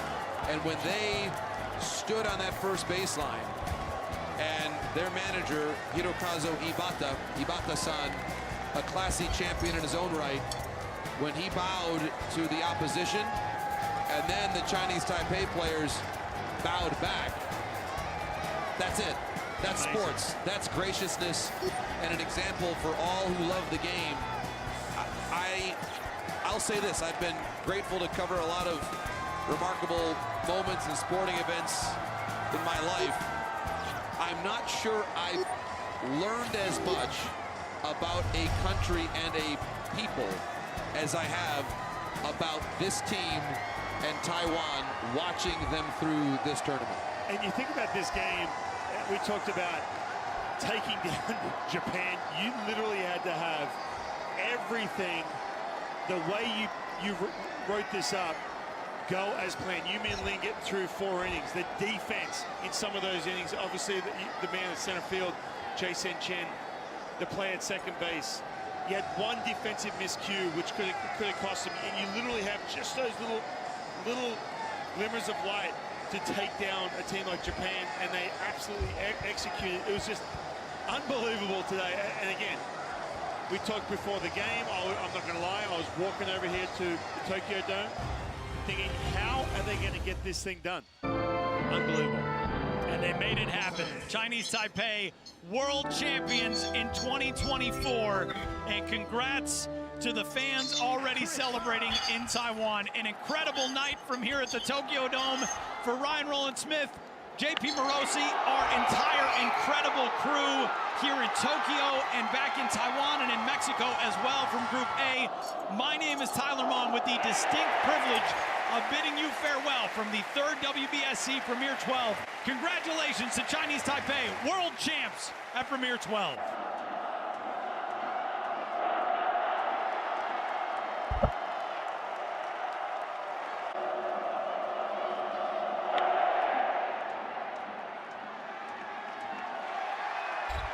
结束啦，大家结束啦，可以上场啦。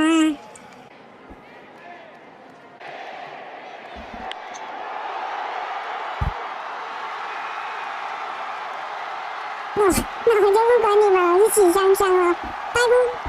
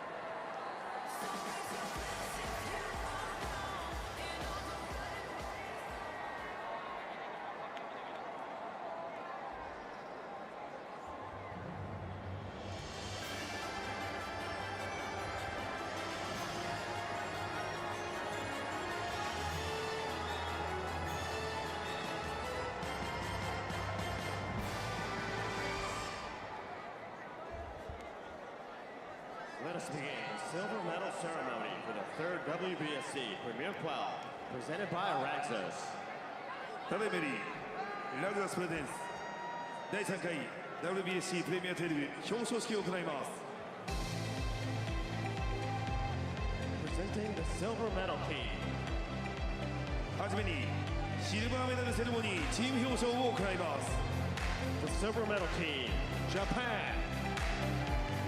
ラグザスプレゼンス第3回 WBSC プレミア12準優勝は日本代表です。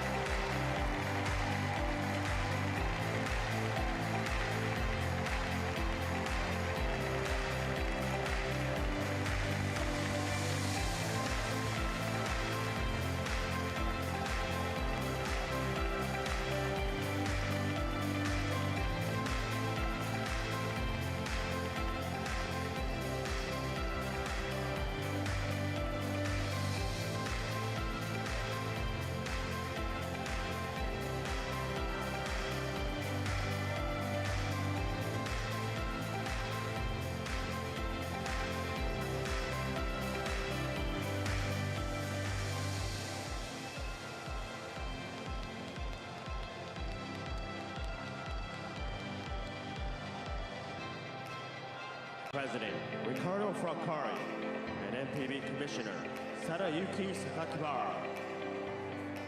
準優勝の日本代表チームにはシルバーメダルが贈られます。プレゼンターは世界野球ソフトボール連盟リカルド・フラッカーリ会長 NPB 榊原貞之コミッショナーです。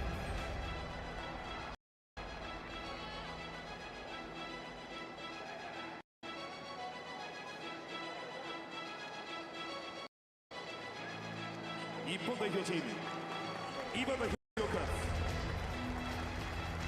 吉見和樹亀井義行金子誠村田義則十代木英心森下翔太牧秀悟清宮幸太郎磯端亮太源田壮介佐野啓太辰巳陽介村林一樹桑原正幸大勢隅田千尋高橋宏斗戸郷翔征早川隆久栗原良也紅林幸太郎坂倉翔吾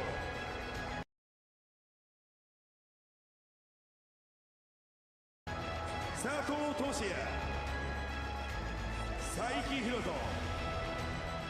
藤平翔馬鈴木翔太清水達也小園海斗鈴木空北山幸輝横山陸斗井上春人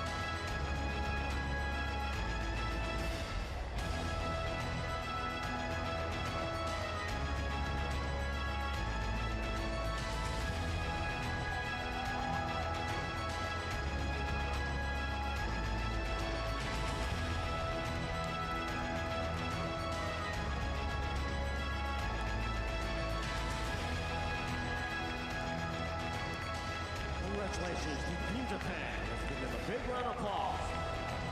準優勝の日本代表に今一度大きな拍手をお送りください。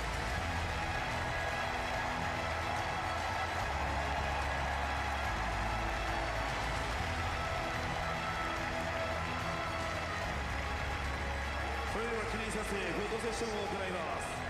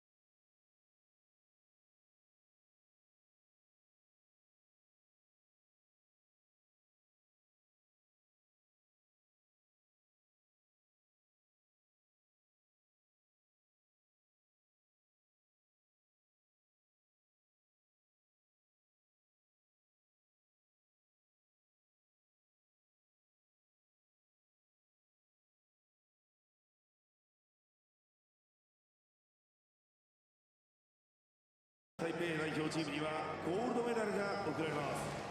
プレゼンターは WBC 世界野球ソフトボール連盟リカルド・ブラックアリ会長、 WBC ジェフリー・クージュニア副会長です。曾豪居、王建民、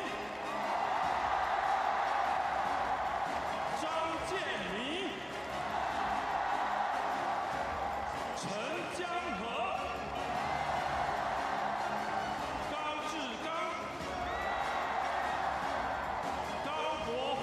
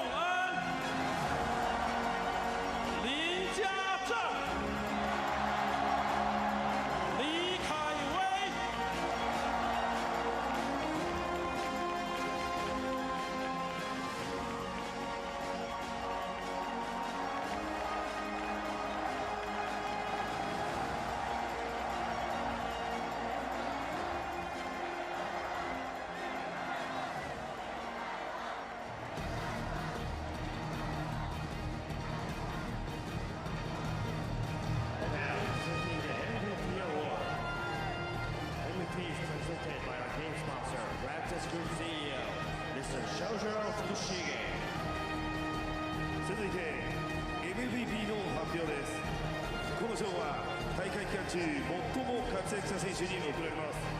お名前を呼ばれた選手はホームベース前へお越しください。プレゼンターはラグナス株式会社代表取締役社長グループ CEO 福重翔二郎様にお願いいたします。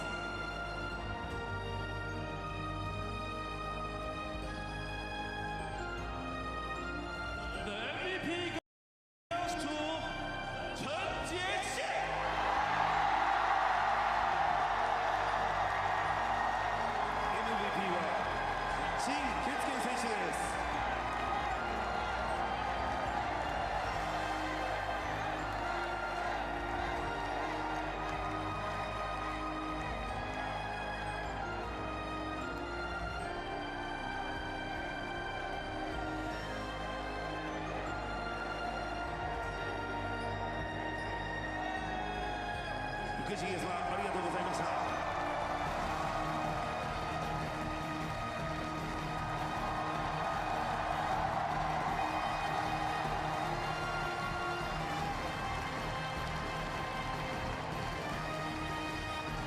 Please give another round of applause to the MVP,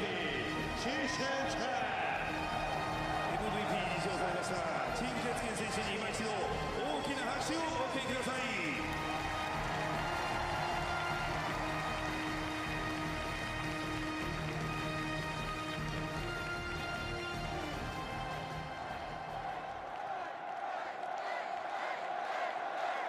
Now, the anthem of the National Olympic Committee of Chinese Taipei to honor the champion team, Chinese Taipei.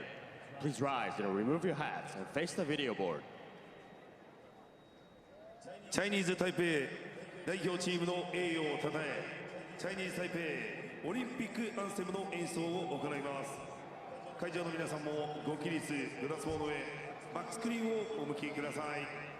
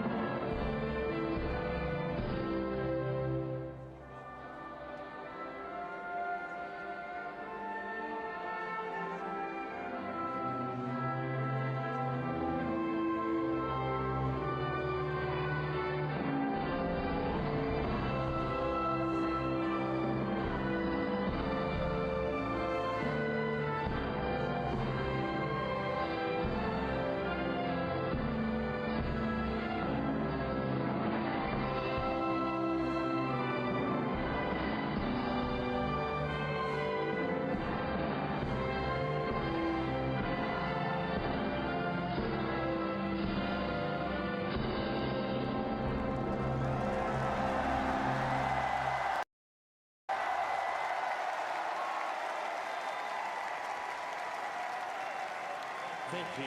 Please be seated. ありがとうございました。どうぞ皆様ご着席、ご着をください。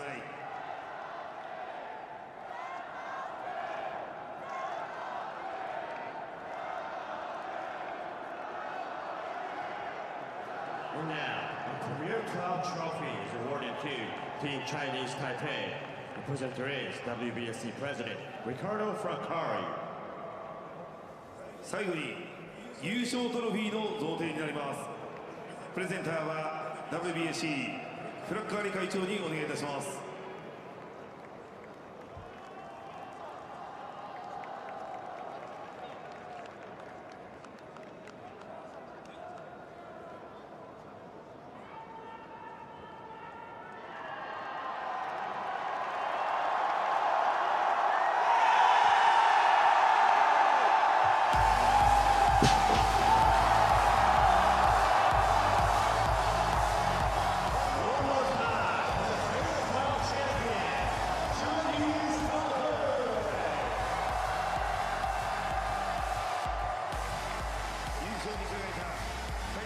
チームに今一度大きな拍手をお送りください。